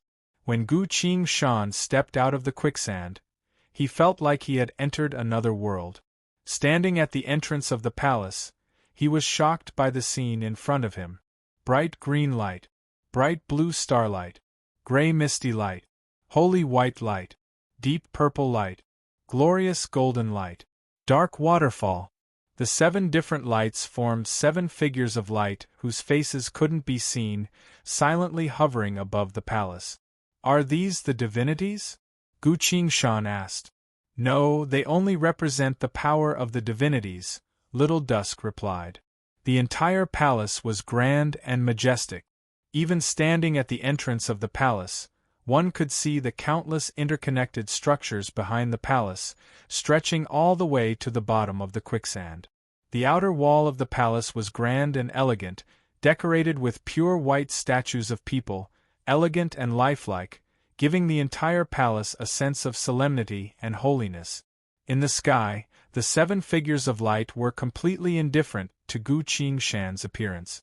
But a sealed envelope suddenly descended from the sky and landed in front of Gu Qingshan. Gu Qingshan received the envelope. The envelope exploded. A dignified voice resounded from thin air. Listen well, you are the first mortal to arrive here. You shall receive our explanation as well as the only reward you will receive. Countless years ago, we had already predicted this day's situation. One day, when we leave and the seal is released, it is very likely that the evil entity would take control of many powerful warriors, perhaps even a few of you in an attempt to steal or destroy the divine armaments. Do not worry, as soon as the figure of light appears, the evil entity's power will be temporarily suppressed. It will not be able to take over your bodies or imprison your souls. Furthermore, to deal with such a situation, we set up this labyrinth and hid the 3 divine armaments here. That evil entity will also not be able to find the divine armaments in a short period of time, so you will all be on the same starting line. To help you avoid the evil entity's obstruction, we have temporarily provided a method to face the trial. This method is space-time travel. A coin appeared from the void of space and fell into Gu Qingshan's hand. The dignified voice continued. Using this coin, you will cross the river of time and return to the moment 5 minutes ago. Remember, the coin can only be activated once. To activate it, you need to chant the incantation. By God's will, this is enough to save your life. Let's go now. We're going to find the divine equipment. Mortal, this is an evil existence that the gods hate the most. You must seal it again. When you complete this task, you will become a demigod. This is God's promise to you. At this point, the voice faded away. Gu Qingshan held the coin in her hand and observed it carefully. The surface of the coin was smooth. Be it the front or the back, there were no patterns or word. The coin was thin and simple, not very exquisite. In front of Gu Qingshan, lines of glowing text appeared on the war god Yue. Attention, this is the first time the war god system has come into contact with this item. The war god system is unable to provide you with any more information regarding this coin. The only thing I can confirm is that this seems to be a crude replica. A replica? Gu Qingshan was surprised. A replica can allow someone to travel through space-time and return to the past 5 minutes ago? Gu Qingshan couldn't help but ask. System, can we also travel through space-time and return to the past? Ting. The war god Yue replied. Before you entered the 900 million world layers, we indeed had the power to travel through space-time, but ever since you entered the 900 million world layers, from a timeline perspective, you've changed too many things. Many things that were fated to appear and end have been forcefully changed by you during the War of the Bramble Birds. The fate of the 900 million world layers underwent an unprecedented change. There are too many variables in spacetime, so the fate of trillions of people was changed as a result. And so? Gu Qingshan asked. The changes you've brought about are so vast that they've created great tides and ripples within the river of spacetime that haven't yet dissipated. All changes are silently occurring and developing. The system is no longer able to clarify the timeline of time, space, and fate, nor is it able to travel through spacetime. Gu Qingshan sighed and asked, if that's the case, this replica coin is also very valuable? The war god Yue replied. Indeed, although it's only a replica, its power is able to bring you back to the past 5 minutes ago. Its power is unimaginable, incalculable, and immeasurable, Gu Qing Shan muses. But this is still a replica. Are you sure it's a replica? Yes, it is indeed a shoddy imitation, the system confirmed. You really don't have any other information? Gu Qing Shan asked, unwilling to give up. I don't. This is also the first time I've come into contact with this coin, the system replied. Gu Qing Shan fell silent. By using this coin, I can travel to the past 5 minutes before the event happened. In this world, the event can be anything like death, where the treasure goes, what I met, what I missed. In a crucial moment, this can change a person's fate. If the replica is already so powerful, then what about the real deal? Could it be that the real thing was also one of the 1001 coins? Gu Qing Shan suddenly realized. He gave the coin to little Shi and hurriedly asked, "Have you seen this coin before? Which of the number 1001 coins can travel through spacetime?"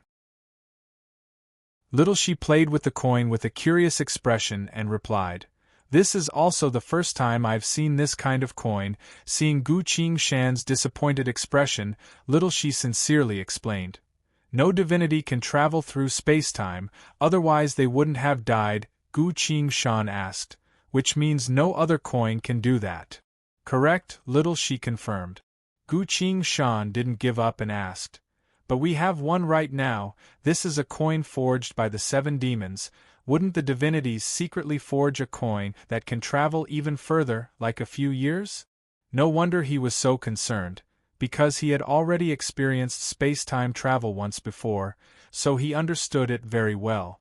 "This can change my fate, the fate of the world, the fate of billions of people.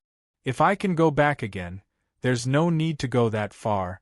If I can see through the secret of the number 944 coin and find the desolate Terminator's weakness, I can use space-time travel to go back and kill it.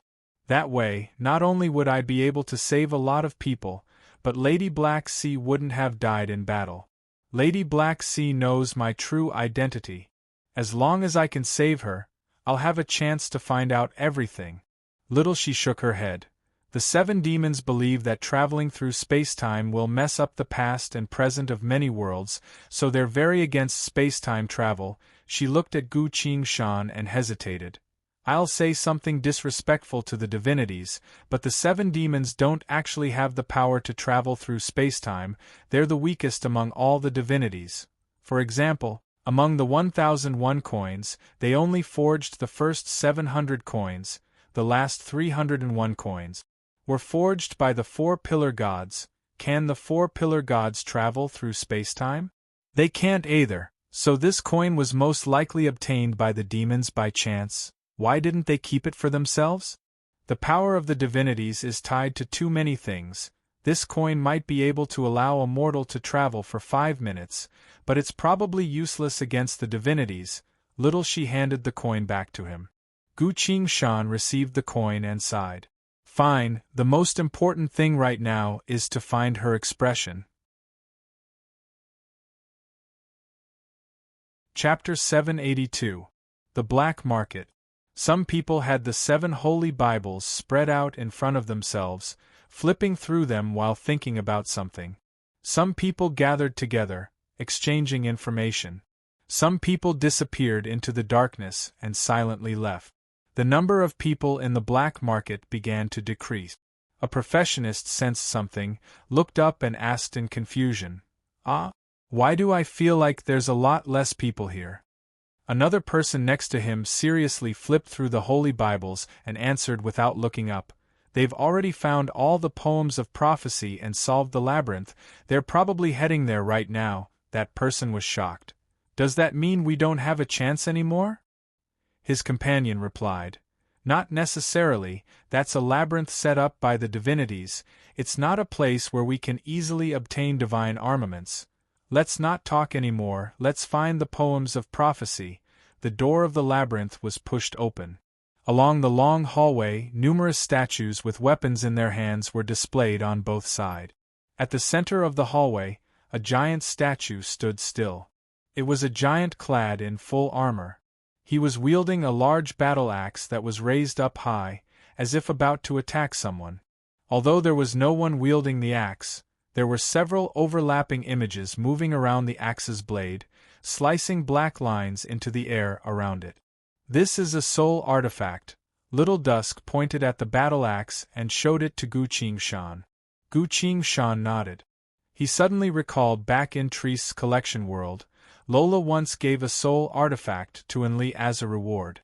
At the time, Enli was afraid that Gu Qingshan didn't understand the situation, so he specifically told her how precious a soul artifact was to Gu Qingshan. Soul artifacts contain unimaginable power. The stronger a person is, the more power they can exert when using a soul artifact. Soul artifacts have always been synonymous with precious treasures. In the strife zones, other than the 1001 coins, only such precious artifacts are allowed to be circulated among the myriad races. Gu Qingshan's gaze turned towards the giant statue. This is a warden of the Abyss of Sin. I've seen him before. The ones around him are his servants, Little Dusk explained. It seems that when the soul is imprisoned by that monster, the body will turn into a statue like this, Gu Qingshan commented. Little, she urged. Let's go in quickly, otherwise if that monster takes possession of this guard's body, it'll be troublesome. You're right, it's probably coming back soon, Gu Qingshan said. A guard of the Abyss of Sin was very powerful, and this guard even had a soul armament.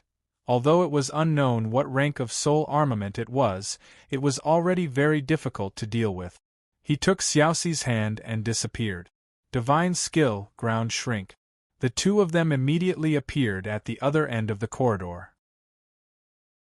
They left the corridor, pushed open the door, and immediately stepped into a garden. In the sky, the 7 rays of light were still emitting a solemn radiance.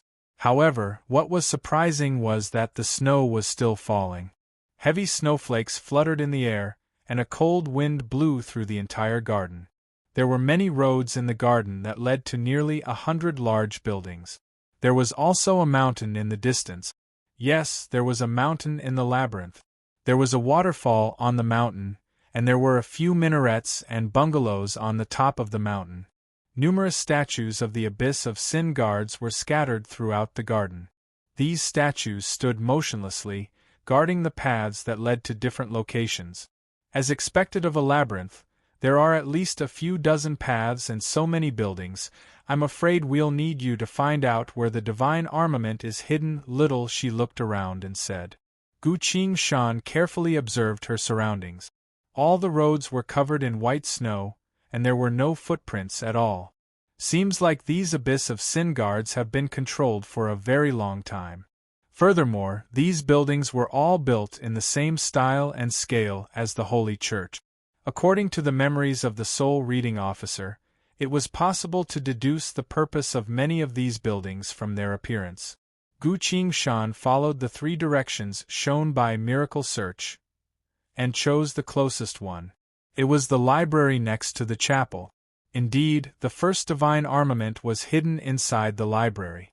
Gu Qingshan said, "It should be that way, let's go." Little, she was about to fly forward. Gu Qingshan pulled her back. "What are we waiting for?" Little, she asked in confusion.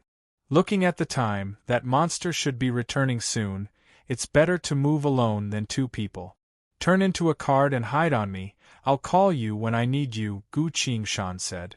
"All right, Little," she answered without hesitation. She took a step back as a bright green rune appeared around her body. She quickly turned into a bright green card and flew into Gu Qingshan's hand. Putting the card away, Gu Qingshan's body shifted and turned into a snow eagle. The snow eagle flew up into the sky, high up into the sky. At this point, the garden was completely silent. The monster had turned all the guards into statues. Statues wouldn't float in the sky. Even if the statues noticed this eagle, they wouldn't be able to attack it right away, because it was flying too high. In the event that the monster suddenly appeared, Gu Qingshan would have a bit of time to react. The snow eagle flew to the top of the library. It quickly turned around in the air and turned into a bee. The bee was lying on top of a snowflake that looked like goose feathers, drifting down along with the wind, only moving its wings when necessary. The snowflake silently landed on the roof of the library. The bee went into the thick layer of snow. It crawled all the way to the roof tiles before turning into an even smaller ant. The ant suddenly stopped. He released his inner sight and sensed some sort of commotion in the garden. A guard of the abyss of sin that gave off a terrifying presence was pacing back and forth.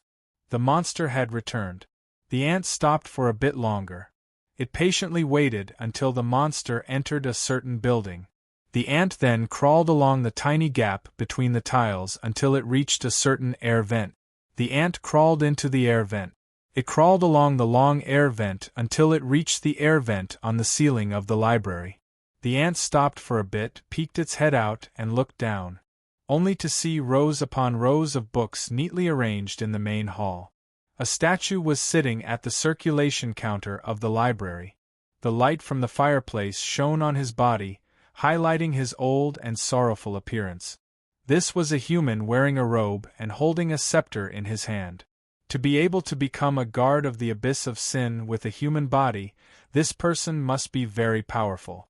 The ant only took a glance and went back. Although the other party didn't do anything, he felt that it was better to be cautious, because he couldn't tell if the guard below was a wizard or a wizard. If it was a wizard, Gu Qingshan could choose to engage in close combat and kill him in a few strikes. As a wizard, turning back from a statue and having to cast a spell right away wouldn't be as fast as Gu Qingshan's, a life seeker. But it was a different story if it was a wizard. Wizards didn't just know how to use spells. Many wizards were also quite skilled in close combat. Gu Qingshan estimated that it would be very difficult for him to kill a wizard of the same level as the Black Scorpion with his current strength. Turning back into a scorpion at this point would be a waste of soul points. It would be best if he didn't waste even a single bit of soul points. More importantly, even if he killed the old man, there would still be more powerful guards of the abyss of sin coming for him. While he was thinking, a female voice resounded in his mind. Little Dusk asked, "Did you find the location of the divine armament?" She was curious as to where the divine armament was hidden. Gu Qingshan sent her voice. "I found it, it's right next to the statue inside the wall behind the fireplace." Little Dusk was surprised. How could it be hidden so well? Gu Qingshan replied, "When the divinity gave me the coin just now, he already gave me a hint." "What hint?" Little Dusk asked. Gu Qingshan replied, "He said that he set up a labyrinth to hide the 3 divine armaments here. Buried, that's what he meant," Little Dusk commented. "It seems the divinity was afraid that the divine armaments would fall into the monster's hands. The monster would definitely destroy them," Gu Qingshan commented. "It seems the divinity understood this monster quite well. They knew that with the monster's way of thinking, it wouldn't know that there were things hidden inside the wall." Little Dusk asked, "If we go down now, will the monster notice?" "Definitely," Gu Qingshan replied. "Why are you so sure?" Little Dusk asked. "Because the monster specifically placed a statue down here, which means that as long as the statue is here, it would be able to observe everything that happens here, as well as enter the statue's body at any time," Gu Qingshan explained. "Then what do we do?" Little Dusk asked. "I'm thinking," Gu Qingshan replied. Little Dusk suggested, "How about I lure him away?" Gu Qingshan shook her head. "With your current strength, you'll definitely be stalled by him, then the monster will send the strongest guard of the abyss of sin to kill you." Little Dusk smiled and said, "Seems like you still don't understand the envoy of condemnation's fighting style." A card appeared out of thin air in front of the ant. This card didn't have any patterns on it, only 3 lines of text. "Angel of Condemnation, Dusk has requested to become one of your summoning cards. Do you accept? This summoning contract is free. If you agree, please touch this card lightly." The ant paused briefly, then lightly touched the card with its antennae. The contract card then turned into a jade-green card that hovered in front of the ant. Little Dusk was standing on top of the card, covering her mouth as she giggled. The ant didn't move for a while. "Alright, I was surprised," Gu Qingshan sent her voice. "What's there to be surprised about? Since it's an envoy of condemnation, you can naturally sign a summoning contract," Little Dusk explained. "Then what should we do next?" Gu Qingshan asked. Little Dusk triumphantly replied, "Come, Big Sis will teach you. First you need to summon me." Inside the silent library, a loud noise abruptly resounded. The ceiling was broken open as a white-clothed girl descended from above. As she descended, she was already holding a few cards in her hand. "Light of flame refinement," the girl shouted. She threw a card onto the table. The card disappeared. Intense flames manifested from thin air and surrounded the statue. As soon as the girl appeared, the statue came to life. The old man swung his scepter, summoning a layer of frigid air to cover himself. "I'm going to kill you," the old man shouted in a low voice. The white-clothed girl made a face, turned around, and ran. She broke through the library's door and ran towards the garden. The old man slammed his scepter on the ground. Immediately, a black snake carried him on its back and chased after him at lightning speed. One running and one chasing, they quickly went far away. At this point, a person appeared in front of the fireplace. Gu Qingshan. He slashed his sword into the fire. Wherever the sword phantom went, the wall was immediately broken. A luxurious box silently sat inside the wall.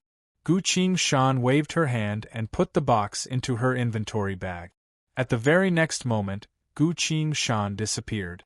The entire process only lasted for a single second. He reappeared in the air duct and shouted, "Dismiss the summoning!" In the garden outside the library, Little Dusk, who was still running, suddenly turned into a puff of smoke and disappeared from the old man's sight. The old man froze. "Damn it!" He roared and unleashed a spell towards where Little Dusk originally stood. Boom! A deep hole appeared on the ground. On the other side, a summoning card appeared in front of the ant. Little Dusk stood inside the card, smiling at the ant. A few moments later, the old man finally remembered something and angrily rushed back to the library to check the situation. He could only see the empty hole in the wall. Chapter 783. Boom! The blinding light of the sun continued to shine. Under the destructive light of the spell, the entire library slowly crumbled and turned to ash. The wizard stood in the middle of the ruins, furious. "Damn it! One of my divine armaments was stolen. Although I already knew that buildings blessed by the old gods would be able to block my senses, how could I have known that the old gods would hide something inside the walls? But now that I've discovered this," the wizard swung his scepter. The secret power of the spell was activated, manifesting into streaks of light that crashed into the other buildings. Boom! Boom! Boom! The buildings were flattened one after another. But there were too many buildings. Even on top of the mountain far away, there were still many buildings. The wizard continued to cast his spell without stopping. The light of the spell illuminated the entire labyrinth. The wind blew, the snowflakes danced in the air, the apocalyptic scene continued. Until the door of the corridor opened again. The black-skinned man appeared. The wizard stopped and looked at him. "Bastard, let go of my wife and child!" the black-skinned man angrily shouted. The wizard coldly replied, "You were all captured by the old gods. What does that have to do with me? You've imprisoned our souls and taken control of our bodies." The black-skinned man gritted his teeth. The wizard suddenly laughed. "Those who should die are dead, those who can live will naturally live." The black-skinned man was surprised, unable to understand what the other party was talking about. He didn't say anything else and charged forward to fight the wizard. On the other side of the labyrinth, almost every building had been flattened by the spell. In a secluded area, a butterfly was hiding on a branch behind a large tree. It had retracted its wings, tightly holding onto the edge of the leaf, so that it wouldn't be blown away by the wind and snow. Gu Qingshan. He silently watched as the wizard destroyed the buildings until the black-skinned man arrived. Those who should die are dead, those who can live will naturally live. He silently chewed on this. What does it mean to die? What does it mean to live? What kind of standard does the monster use to determine a person's life and death? While Gu Qingshan was pondering this question, Xiaoxi's voice suddenly sounded in her mind. Gu Qingshan, it destroyed all these buildings. Did it destroy the remaining 2 divine artifacts as well? Xiaoxi's voice was a bit nervous. Gu Qingshan regained her senses and said, I heard that the sorcerer's attacks originate from the web of laws. It's extremely powerful and can easily destroy everything. Xiaoxi was surprised. You know? Wait a minute. You took the divine artifact but left behind a trace. Did you want it to destroy the building? Gu Qingshan replied, That's right, but I also need it to be angry. When any creature is angry, they will unknowingly reveal something. This way we can better understand it. Little Dusk asked, What about these buildings? The divine artifact might have been destroyed. Wait, you know where the other 2 divine artifacts are? Gu Qingshan explained. The second divine artifact is hidden underneath the clock tower. The monster just helped us push the tower to the ground. Look, it's the second building on our left. It's a product of alchemy. There's no way to enter it, but there must be an underground tunnel. We can go down now. Xiaoxi. You use the monster to push the tower. Let's go. We're going to take the second divine artifact, Gu Qingshan said. The butterfly took its chance, lightly flew up, landed on a snowflake, and floated down into the thick layer of snow. The butterfly was nowhere to be seen. A gopher appeared under the layer of snow. It held its breath, clenched its claws, formed a presence concealment hand seal, then hesitated for a bit before turning into an even smaller ant. The ant activated its skill towards the clock tower. It suddenly disappeared. A snowflake appeared where the ant originally was, while the ant replaced that snowflake and silently hid under another layer of snow. From the surface, the layer of snow was still and silent without any signs of movement. Divine skill, shadow shift. The ant itself wasn't even the size of a fingernail, but with the presence concealment hand seal and shadow shift, it was as if it didn't exist at all. After the ant moved once, it temporarily stopped moving. It stayed close to the ground, listening. On the other side of the labyrinth, the battle was reaching its climax.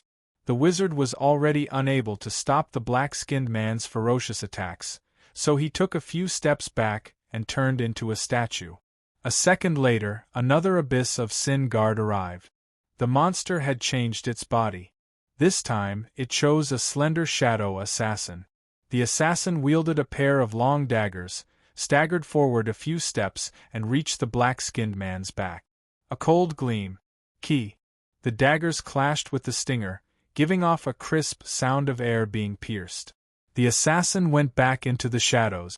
The man roared and chased after it. The battle resumed. On the other side, the ant crouched on the snow-covered ground and waited for 2 breaths' worth of time.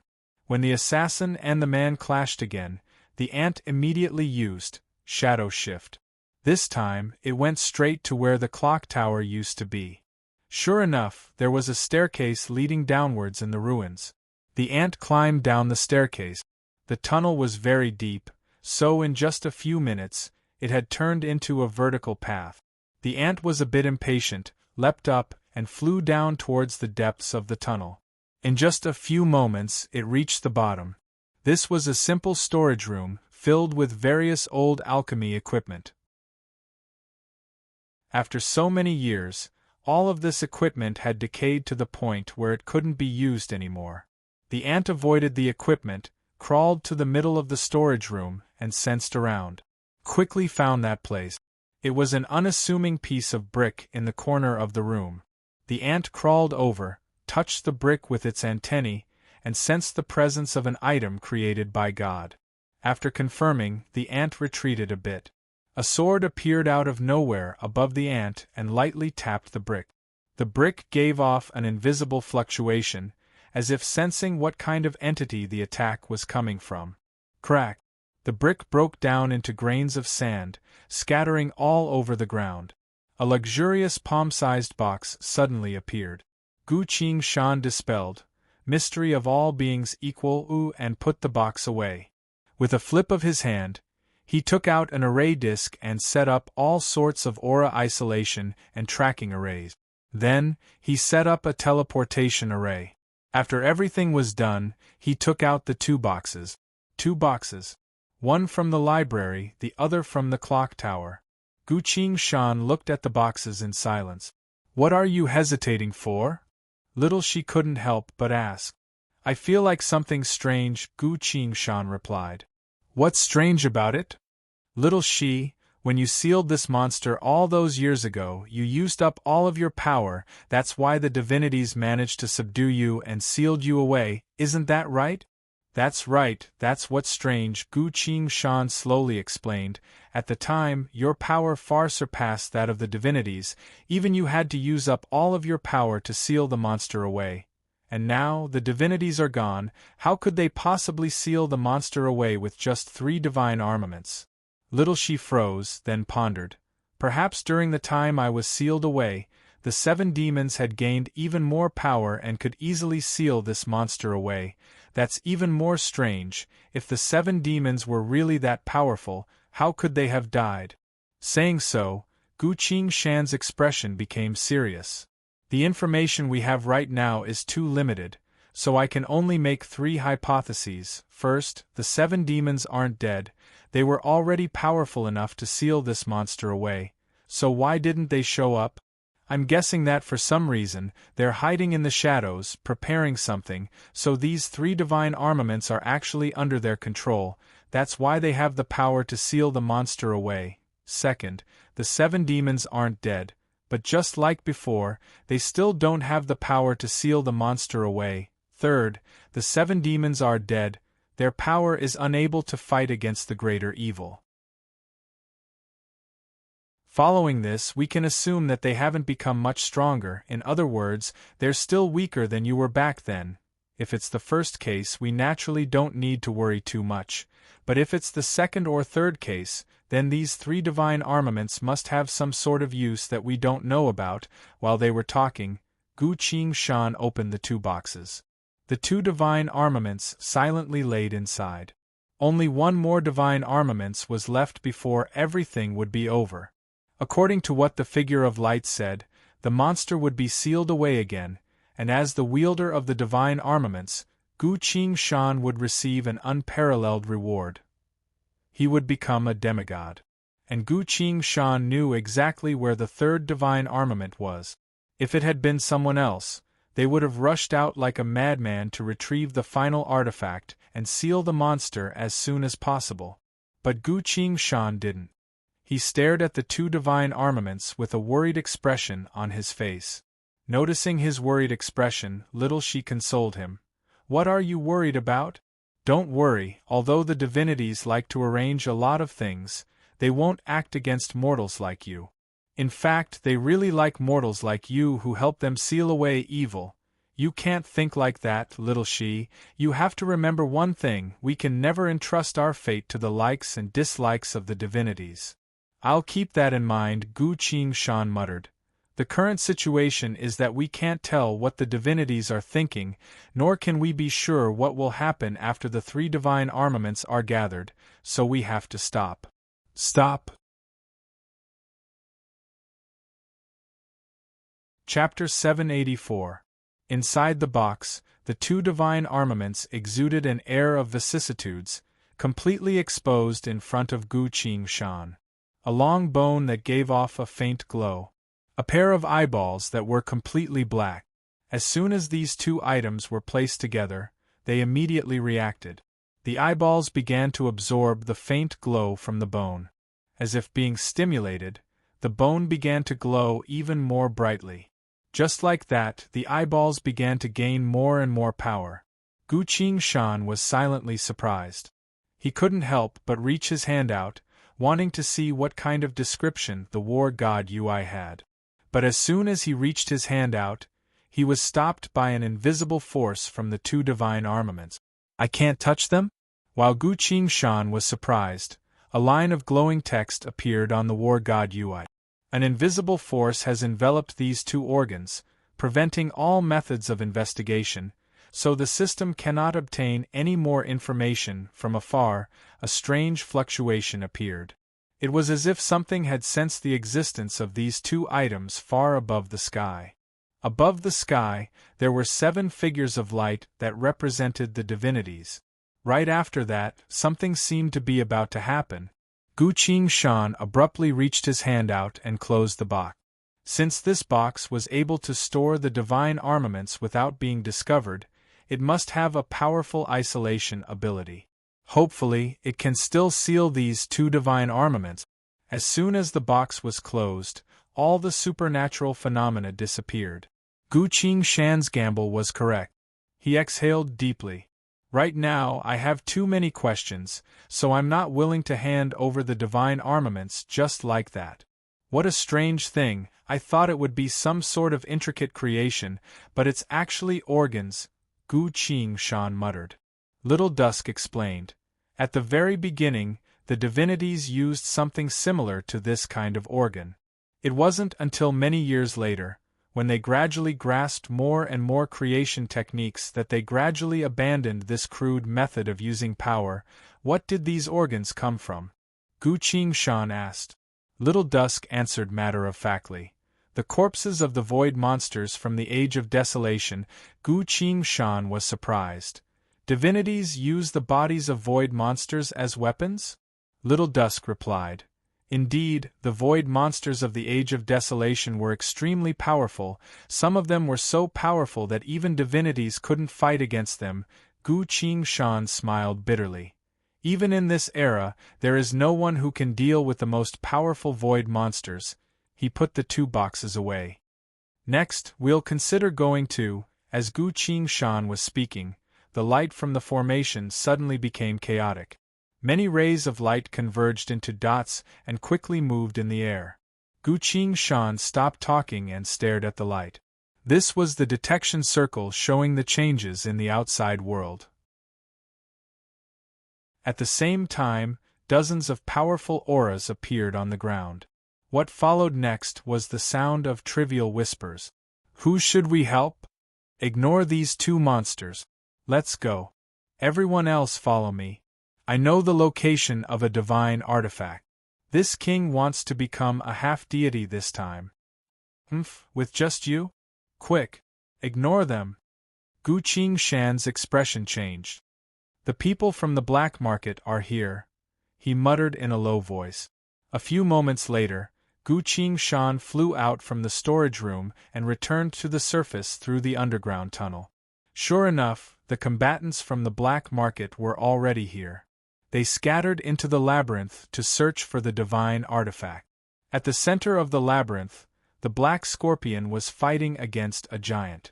Needless to say, that giant was the monster's new body. Gu Qingshan quickly left. He found a building that was still intact, leaned against the wall, and silently released his inner sight to observe his surroundings. As Little Dusk looked at him, she saw that his expression was becoming more and more worried. Gu Qingshan, what's wrong? She asked. I feel like there are too many things that aren't right, Gu Qingshan replied. Little Dusk turned back into a real person and smiled at him. It's okay, I'm still here. If anything happens, I'll protect you. While they were talking, screams and curses could be heard from afar. Damn it, the divine artifact isn't here. Gu Qingshan couldn't help but look back, only to see a few people crawling on top of the ruins of the library, frantically searching for it. A few more people were running towards the ruins of the clock tower. Sure enough, they managed to decipher the poem of prophecy. More and more people joined in the search for the divine artifact. The possessed giant saw all of this. He roared in anger, exerting all of his strength to throw a flaming punch at the black scorpion. Boom! The ground trembled. The intense wind from the punch turned into a sky-high pillar of flame that lit up the thick layer of clouds in the sky. The snow stopped. The rain continued to pour down.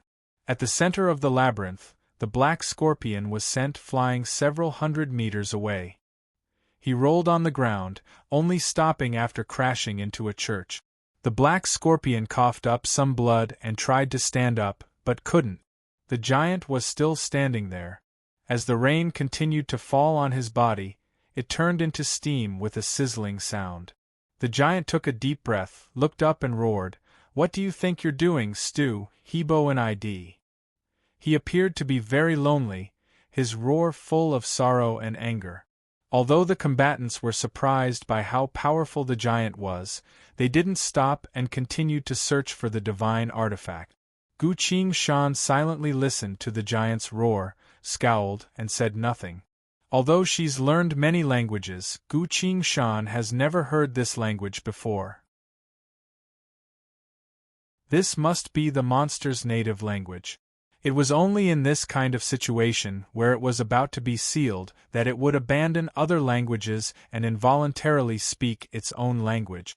This also means that the monster has let down its guard. This must be a very important sentence. Gu Shan turned around and saw that Little Dusk's expression was a bit strange. "Little Dusk, do you know what language the monster speaks?" Gu Shan asked. Little Dusk replied, "It speaks the common language of the old gods and monsters. This language has long since been abolished by the old gods, but because I have to fight against them, the old gods taught me this language." Saying so, she took out a lapis card. A tattered old book was drawn on the card. Little Dusk placed the card in front of Gu Shan's chest. "This is the desolate language. It's a language from a long time ago, and having been destroyed by the divinities, it's most likely already lost. If you choose to accept it and put it in your card deck, you'll be able to understand the monster's words and use this language." Gu Shan then chose to accept it. The card turned into a bright green glow that slowly melted into Gu Shan's body. A few moments later, Gu Shan carefully recalled what the monster said just now and found that she understood what it meant. While recalling, Gu Shan muttered, "The old gods are one thing, but why did you also want to seal me away? Was that what the monster meant?" "That's right," Little Dusk sighed and lowered her head. "Now that I think about it, this monster has been sealed away since birth. It's actually quite pitiful." Gu Shan was stunned, not even hearing what Little Dusk said.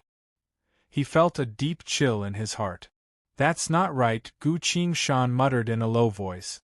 Little Dusk replied, "It's not wrong. Look at how many people appeared at once, but its power is being suppressed by the figure of light. That's why it feels despair." "Despair?" Gu Shan asked. "Yes, after all, it can only possess a single abyss of Sin Warden, and with so many people entering the labyrinth, it can't kill them all," Little Dusk replied. Gu Shan suddenly shook her head. "No, that's definitely not it." "Then, wait a minute, what happened to you?" Little Dusk looked worriedly at Gu Shan. Only to see that Gu Shan's face was pale, her eyes were cold, no longer as calm as before. Gu Shan spoke in a low voice. "I'm not sure if you noticed, but when it said that, it was looking up at the sky. In other words, it wasn't speaking to us who are looking for the divine armaments, it was speaking to the one who set up this seal." Gu Shan repeated. "The monster said, 'It's fine if it's the divinities, but why did you also want to seal me away?' That's..." Little Dusk froze, not knowing what to say. Gu Shan lightly nodded and sent her voice. "That's right, the one who set up this wasn't the divinities." Then, Little Dusk stammered, unable to say what she wanted to say. "That's right, if the monster wasn't lying." Gu Shan continued. "If this was caused by the figure of light, then the fact that it was the figure of light who lit up the tree of divinity was also not the will of the divinities. The divinities are most likely already dead. Something is hiding behind all of this. It is pretending to be the divinities and trying to nurture a new divinity." Gu Shan spoke in a low and cold voice. This was truly an earth-shattering event. There probably wasn't a more terrifying secret in the entire 900 million world layers than this. Gu Shan and Little Dusk exchanged glances, both feeling the same fear in the other's heart. They both turned to the giant at the same time, only to see that the giant's expression had changed. With an expression of despair, it leapt at the professionists closest to it. With a flaming fist, it casually swung and killed those professionists in just a few strikes. The giant loudly uttered a long string of words. Accomplices, lackeys, you don't know anything, but now you can all die. These were the giant's exact words. This time, Gu Qingshan understood. Following that, the giant charged at another group of professionists. Even though a few combatants tried their best to resist, they were still too weak compared to the giant. And this giant was the most powerful guardian in the entire abyss of sin. The giant began his massacre. Everyone else felt the fear of death, but not many managed to escape the labyrinth. Everyone was filled with hope and fanaticism. As long as I can find a divine armament, I'll become a demigod. Fortune comes from danger. This was a rare chance, they had to take it no matter what. Everyone became even more frenzied in their search for the divine armament. Within the labyrinth, only Gu Qingshan and Little Dusk didn't move. What do we do now? Little Dusk was at a loss. Let's go, let's escape from here first, Gu Qingshan resolutely declared. As he was about to pull Little Dusk away, a voice suddenly resounded. Ahahaha, I found a divine armament. I found a divine armament. An old man was standing on the roof of a building in a seemingly insane state. He was holding a treasure box in his hand. Gu Qingshan's expression changed and shouted, "No! Don't open it!" But it was already too late. Many people rushed towards the old man. The old man quickly opened the lid of the treasure box. A chaotic aura suddenly rose from the treasure box and soared into the sky. Chapter 785. The old man opened the box and took out a crown made of bone. The 7 figures of light in the sky immediately noticed him. So it was my follower, one of the figures of light lightly spoke. A holy hymn resounded from above. Boundless divine power manifested from his body as a deep blue light that illuminated the entire labyrinth like a vast ocean. Those who tried to attack or steal from the old man immediately noticed this immense power. Divinity! It's the god of space and time. Someone shouted in despair and awe. Everyone quickly knelt down and lowered their heads. Under the gaze of a god, no one dared to steal from the old man again. If anyone dared to do so, it would be the same as offending the dignity of a god. Mortals could never offend a god, otherwise they would be hanged by the Holy Church. In the strife zones, faith was something that ran through every person's life. The 7 gods were always supreme, and even the clergy could not be insulted. At this point, the god of space and time had arrived. After observing for so long, Gu Qingshan made up his mind. He clenched his teeth and took out the coin. The coin that could allow him to travel back 5 minutes ago. Just as he was about to chant the incantation, the coin left his hand and lightly hovered in the air. A hand lightly picked up the coin. The figure of light. The 7 figures of light had fused into one, manifesting as a humanoid figure with a pair of wings on its back that gave off a holy light. The figure of light stared closely at Gu Qingshan and asked with an indescribable tone, "Lucky one to enter the labyrinth first, why do you want to travel back 5 minutes ago?" The light behind him flowed like a surging torrent that enveloped Gu Qingshan.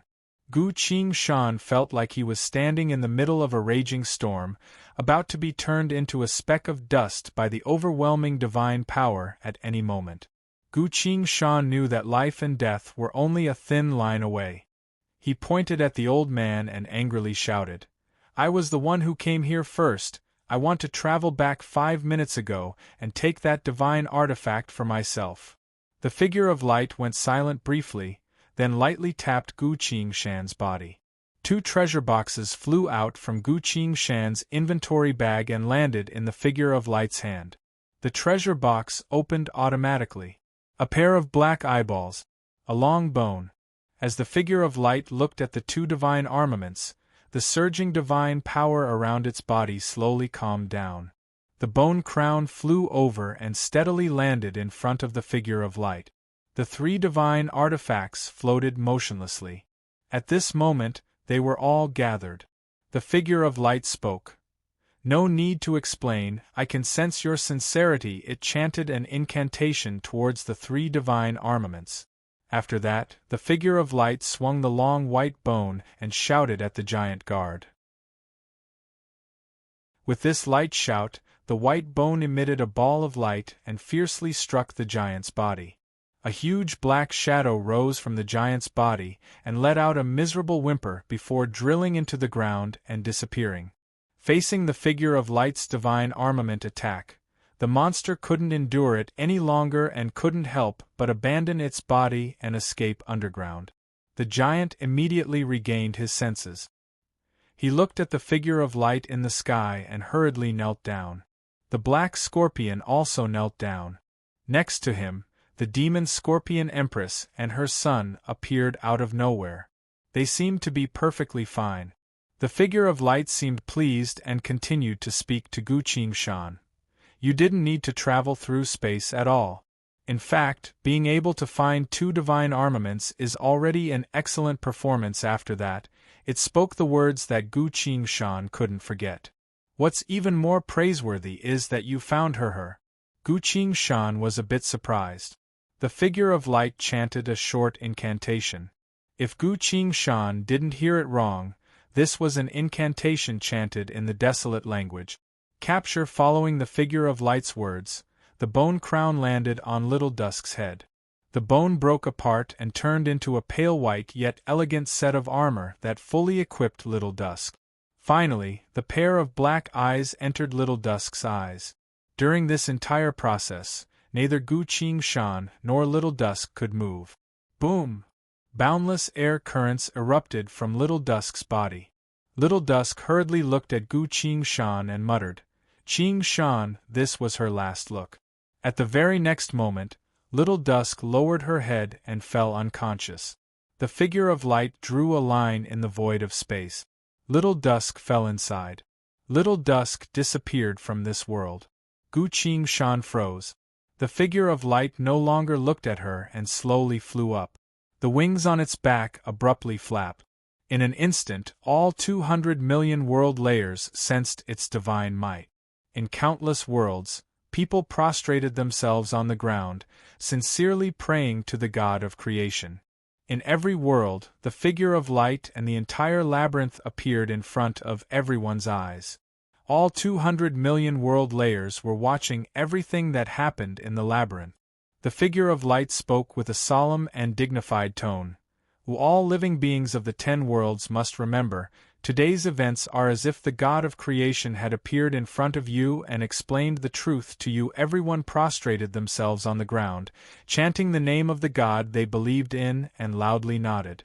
The figure of light looked at the old man who found the crown of bones and gently asked, "You've helped the God of creation complete the seal against evil. Now I ask you, do you have any wishes?" The old man was so moved that he was crying and loudly declared, "Oh God, I want to become a demigod." "Are you sure?" "Yes, Neil, you are a devout believer of the God of space and time. You should receive the full glory of the divine tree of space and time," the figure of light declared. The old man knelt down without hesitation.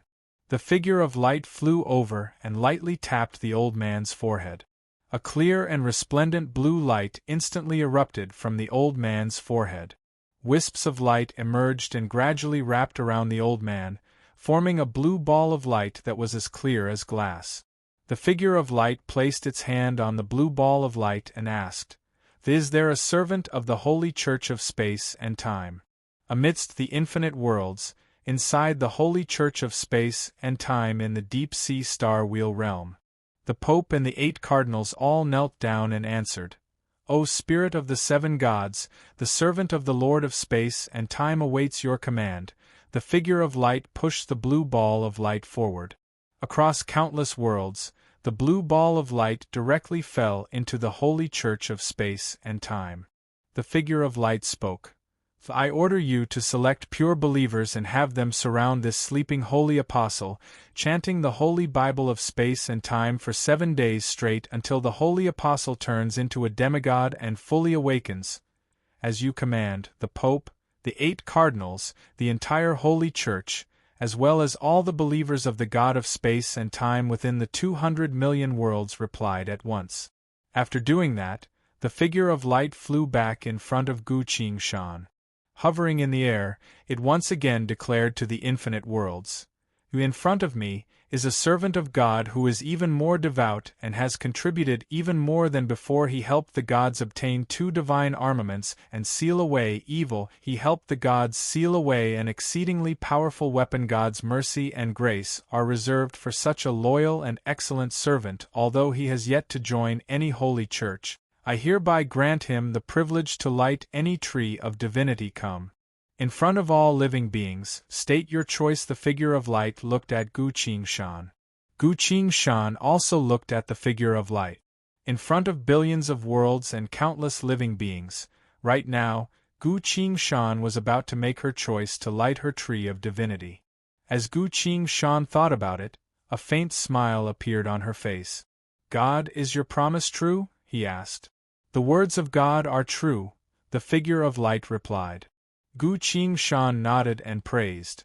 "O great and omnipotent God, I do not want to become a demigod, I only have a small wish." "You do not want to become a demigod?" "I do not." "Then, state your wish," the figure of light said.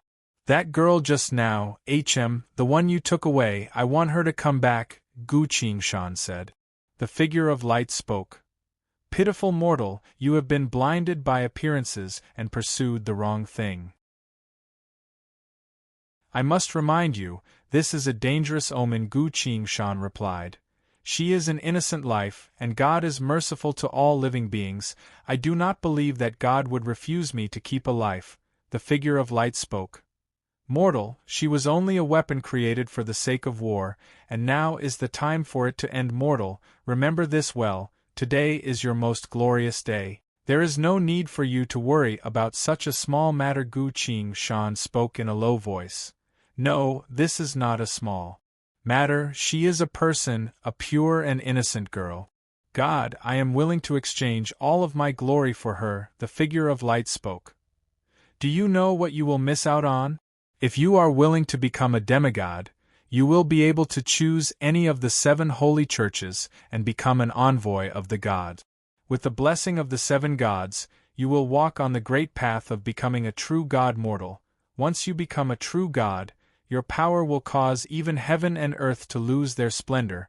Wherever you go, all living beings will have to crawl under your feet. So give up on your illusory thoughts and kneel in front of me.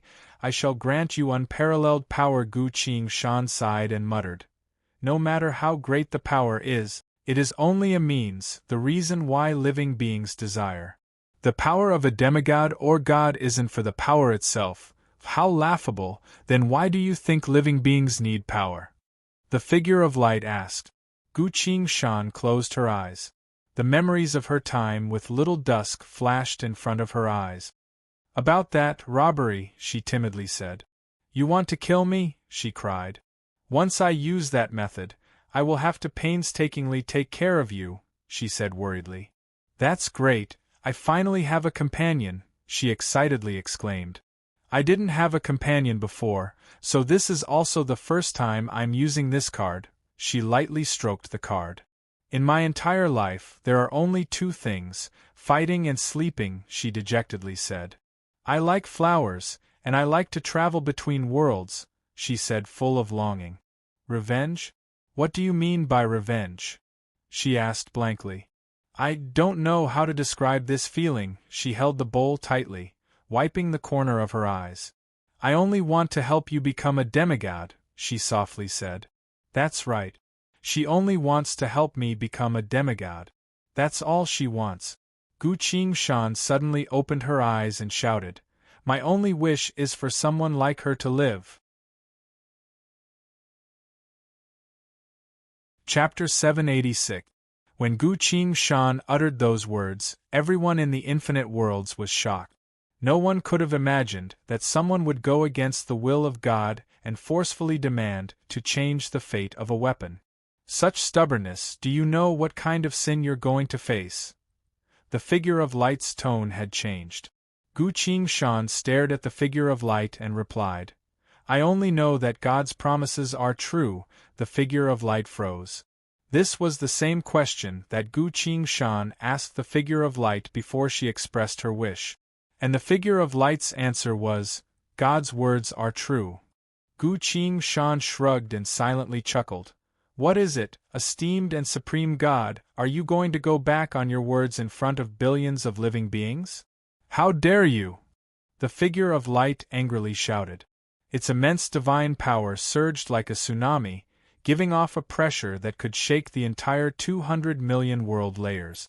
Countless living beings couldn't help but tremble under its might. Everyone was terrified. A puny and weak being dared to go against a god and infuriate him. Such a thing had never happened before in the long river of history. Not even the Holy Bibles or the Age of Old had such a thing. However, from ancient times until now, God had never gone back on his words. Could it be that God is going to go back on his words today? A different kind of emotion silently manifested in everyone's hearts. The figure of light raised its bone staff up high and pointed it at Gu Qingshan.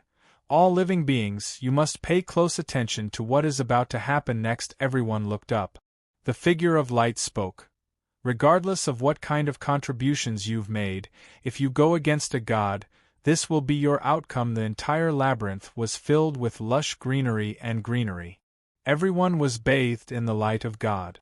The figure of light also gave off an overwhelming light as it hovered in the air. Only the place where Gu Qingshan stood had turned into a barren desert. The figure of light began to speak.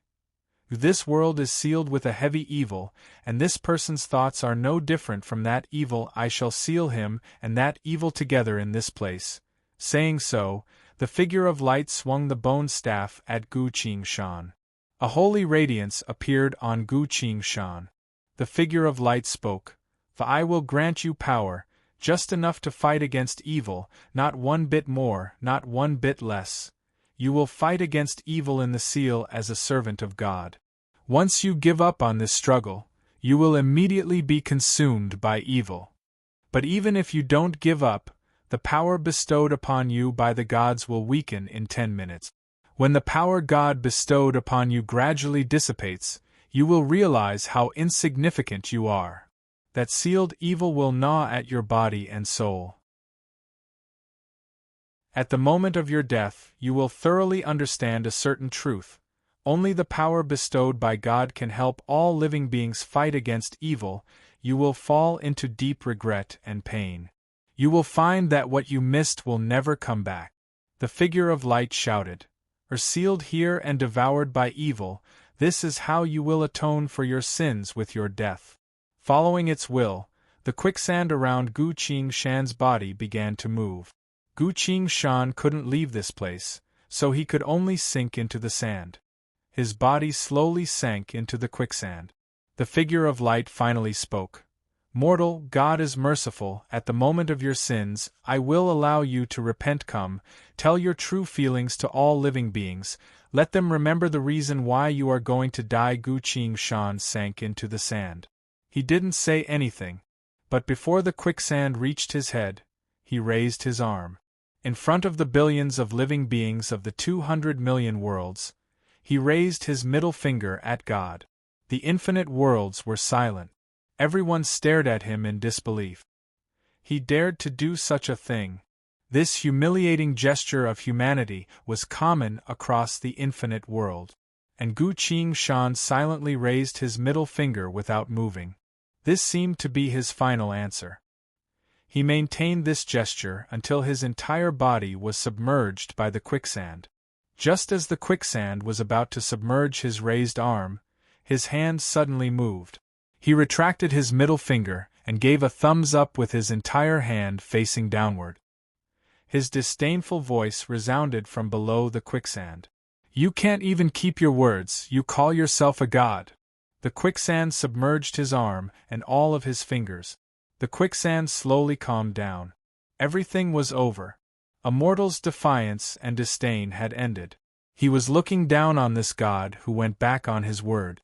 This shocking scene was deeply engraved in everyone's hearts, unforgettable for the rest of their lives. The figure of light stopped for a long while. As for this person's punishment, he couldn't do anything else. According to the Holy Bible, gods never go back on their words, and he had already gone back on his words once in front of billions of living beings. If he were to punish Gu Qingshan any other way now, it would mean that he was going back on his words again. The omnipotent and omniscient God would never do such a thing. Time slowly passed. The figure of light finally spoke and declared, "The evil has been sealed, the sinner shall also suffer the consequences of his actions. The gods grant living beings the path to godhood, but at the same time, the gods shall also punish those who go against the will of the gods. You should all remember what happened today. From today onwards, this world shall be the sealed land of sin. No one is allowed to enter. Those who disobey shall die."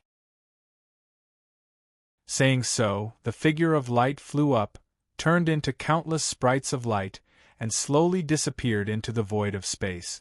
The gods had left. In countless worlds, all living beings knelt down and paid their respects. On the other side of the infinite worlds, a cigarette was lit. Jang Young-ho took a deep puff and blew out a ring of smoke. "How impressive!" he muttered to himself as he walked down from the ship. Someone on the ship shouted, "Hey, do you still want to take the ship or not?" "No need," Jang Young-ho waved his hand dismissively. "Then the money won't be refunded," the other party glared at him. The ship fee was a huge sum of money, there was no way he would spit it out. "Ah, all right, I wish you a pleasant journey," Jang Young-ho smiled. The other party stared closely at him, then looked around. This was a transit world, so it was extremely barren without any large-scale civilization market. This person paid the money but didn't leave. "Why is that?" the captain of the ship muttered in a low voice. "Crazy." He didn't think about it anymore and ordered the ship to depart. The ship left this world. Jang Young-ho stood still and put on a pair of sunglasses. There was no one around. His voice slowly turned cold. "How arrogant, treating my partner so arrogantly. Have you ever thought about your own fate?" He threw a card out. Poof! A dark green lizard appeared. "Little Ing Hao, what did you want? Do you need to fight?" The lizard cautiously looked around. "Relax, boss. I just have a small matter to ask you," Jang Young-ho said. Hearing that, the lizard calmed down and lazily spoke. "If it's a small matter, why did you call me out?" "Very well, ask away." Jang Young-ho breathed out a mouthful of smoke. Smoke filled the air. He tossed the cigarette on the ground and used his foot to press it down. I just want to ask, how were the fallen gods killed in history?" He lowered his head and asked nonchalantly. The lizard stared at him for a long while before asking, "You call that a small matter?" Gu Qingshan sank into the desert. He felt himself entering a formation. But it wasn't a formation, but a barrier similar to a formation. "Seems like I'm about to enter the seal." Sure enough, this so-called god wouldn't give little she back. It would rather go back on its word than give little she to me. It must have something up its sleeve. What does it need little she to do? While thinking, Gu Qingshan looked down. Underneath the quicksand there was still quicksand. But there was enough space here to move around. Gu Qingshan lightly leapt forward and landed in the middle of the quicksand. This place was very spacious, about the same size as the black market. But there was nothing here. Up, down, left, right, front, back and forth there was still only sand. Gu Qingshan looked at himself. His body was still giving off the light of power left behind by the figure of light. However, this kind of power was quietly weakening. The figure of light hoped that in the process of fighting against evil, he would slowly lose his power, unable to resist the monster's attacks and die in a desperate struggle. Frankly speaking, this was a slow and cruel torture that would cause anyone to fall into despair. "Gongzi, are you okay?" Shanu's worried voice came from the void of space. "I'm fine, I was just a bit impulsive, Sorry for making you worry, Gu Qingshan replied. Shanu, you have to keep an eye on me from now on. Against this kind of god that suddenly pops out, tsk, their methods are vicious, and I can't win against them. I have to be a bit more calm from now on, Gu Qingshan muttered. I understand, Gongzi, Shanu replied. Now let us take a look at the guy who's imprisoned here. Gu Qingshan crossed his arms and looked at the other side. Streaks of light shuttled back and forth, converging into a gigantic dark shadow in the void. Seal, the shadow spoke with a sorrowful and angry tone. Endless time, eternally sealed, can you understand this pain? Gu Qingshan sighed. I sympathize with you, the dark shadow abruptly roared in anger.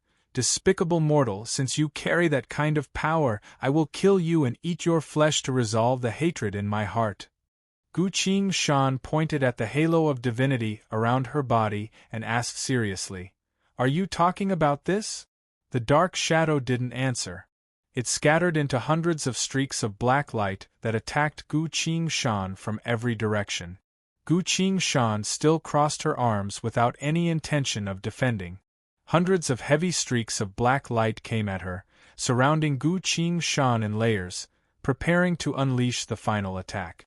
Even when she was about to be dismembered, Gu Qingshan still didn't move. All the shadows abruptly stopped and stopped moving. Because Gu Qingshan said something. I said, do you want to leave?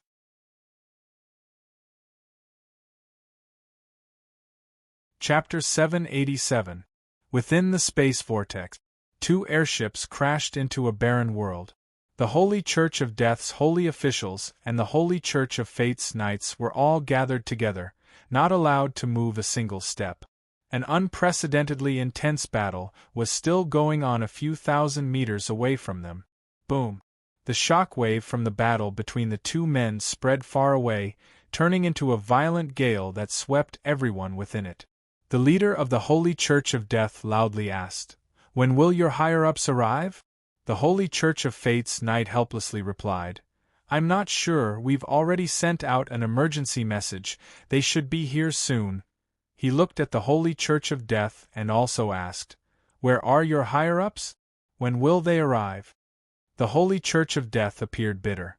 Even if their higher-ups arrive, they won't be able to do anything. I'm afraid no one will be able to stop her this time.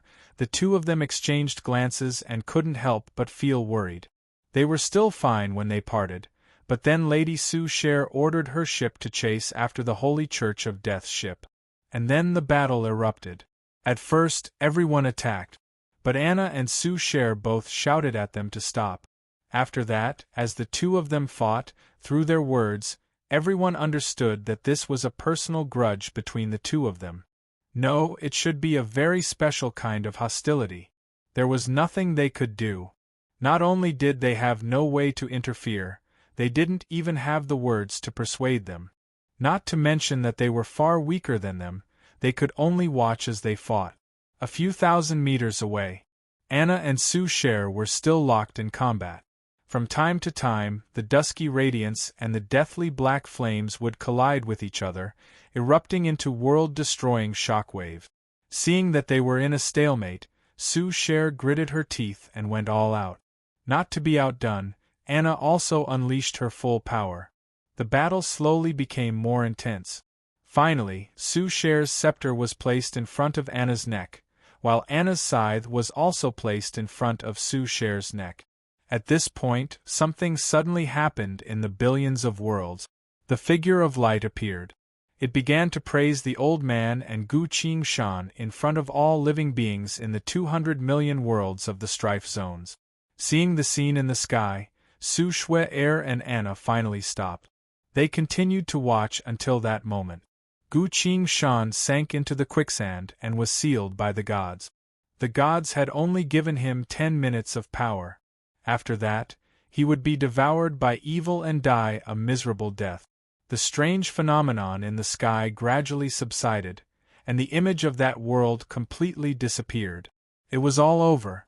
With the divinities personally taking action, Gu Qingshan's fate has already been sealed. The 2 women stood rooted to the spot, motionless. Qingshan. Su Cher knelt on the ground as tears flowed down her cheeks. The next moment, she crashed into the edge of the dark scythe without hesitation. "What are you doing?" Anna scolded. She took a few steps back and raised her scythe high to prevent Su Cher from touching the dark flames on the blade. Su Cher shook her head and said with a bitter smile, "He is the only thing I care about in this world. Now that he has left, I have to find him." Anna was moved and looked at Su Cher, unable to say anything. Su Cher put her scepter away, took out a cold gleaming dagger, and slashed it towards her own neck. As the dagger was about to cut through Su Cher's neck, Anna acted. Ki. The dagger was knocked away. Su Cher was still crying as she looked up at Anna in surprise. "Didn't you want to kill me? Isn't this exactly what you wanted?" Su Cher asked. Anna shouted, "Idiot! I can't be bothered to deal with a woman like you who wants to die so easily." Su Cher smiled sorrowfully, but her expression was a bit warm.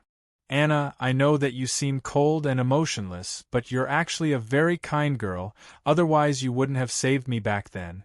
Very well, the matter between us is now over. I'm going to accept my own fate. I hope you won't stop me," she said. Layers of mist appeared from her body, slowly forming a card in the void of space. This card depicted a holy angel. The angel was kneeling on one knee, holding a golden apple with both hands. Su Cher said, "I will immediately activate this martyrdom card, using my death in exchange for an age of blessings. Anna, I will grant it to you. It will grant you true luck in many matters. This is my reward for your pure kindness. Anna, I'm going to find Qingshan now. Farewell." While saying so, Su Cher was about to touch the card. "Idiot!" Anna rushed forward, grabbed Su Cher's neck, and dragged her several dozen meters away.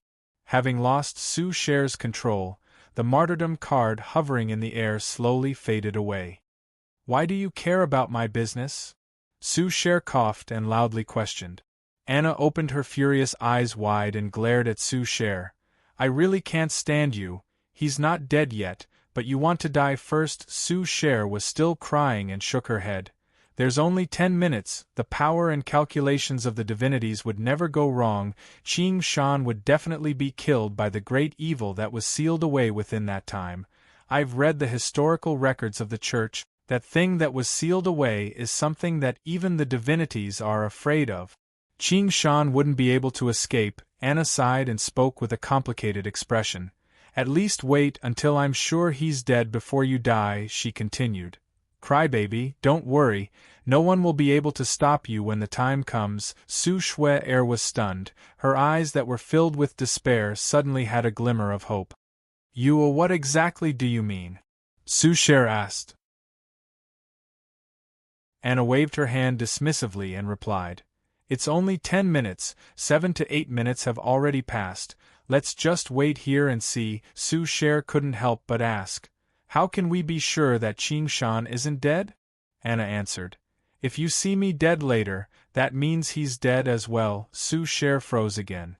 "I don't understand." Su Cher slowly spoke. Her expression was full of confusion, no longer showing the determination to die like before. Anna explained. "A few thousand years ago, our Medici clan became related to the god of death and obtained a divine artifact." "What divine artifact?" Su Cher asked. "The god of death's relic, the life substitution contract," Anna answered. Su Cher thought for a bit. "That sounds familiar. I think it was a very famous item back in the day. Wait a minute. I remember now." She stared at Anna.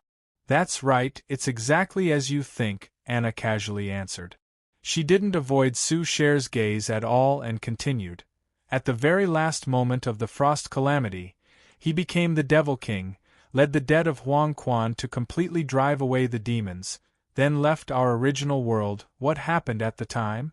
Su Cher quickly asked. Anna replied nonchalantly. "I casually hung the life substitution contract on his neck." Su Cher immediately answered. "For those who have the life substitution contract, the god of death will prolong their life at the moment of their death. This miraculous ability isn't free, the law of death will absorb twice the life force of the last person who had the life substitution contract. Anna nodded. That's right, this was a life or death contract between me and him. If I died in front of you, he wouldn't be far from death. But if I'm fine, Sue Cher shouted, then he's not dead either. She worriedly asked. But what if he took the life substitution contract off his neck, or gave it to someone else? The divine artifact is still with him, because I can feel that my life is still connected to his, Anna patiently explained. Furthermore, if he doesn't wear the life substitution contract and is killed by the sealed evil, then the life substitution contract will return to my hand. Sue Cher began to count the time. It's been 9 minutes, she said softly.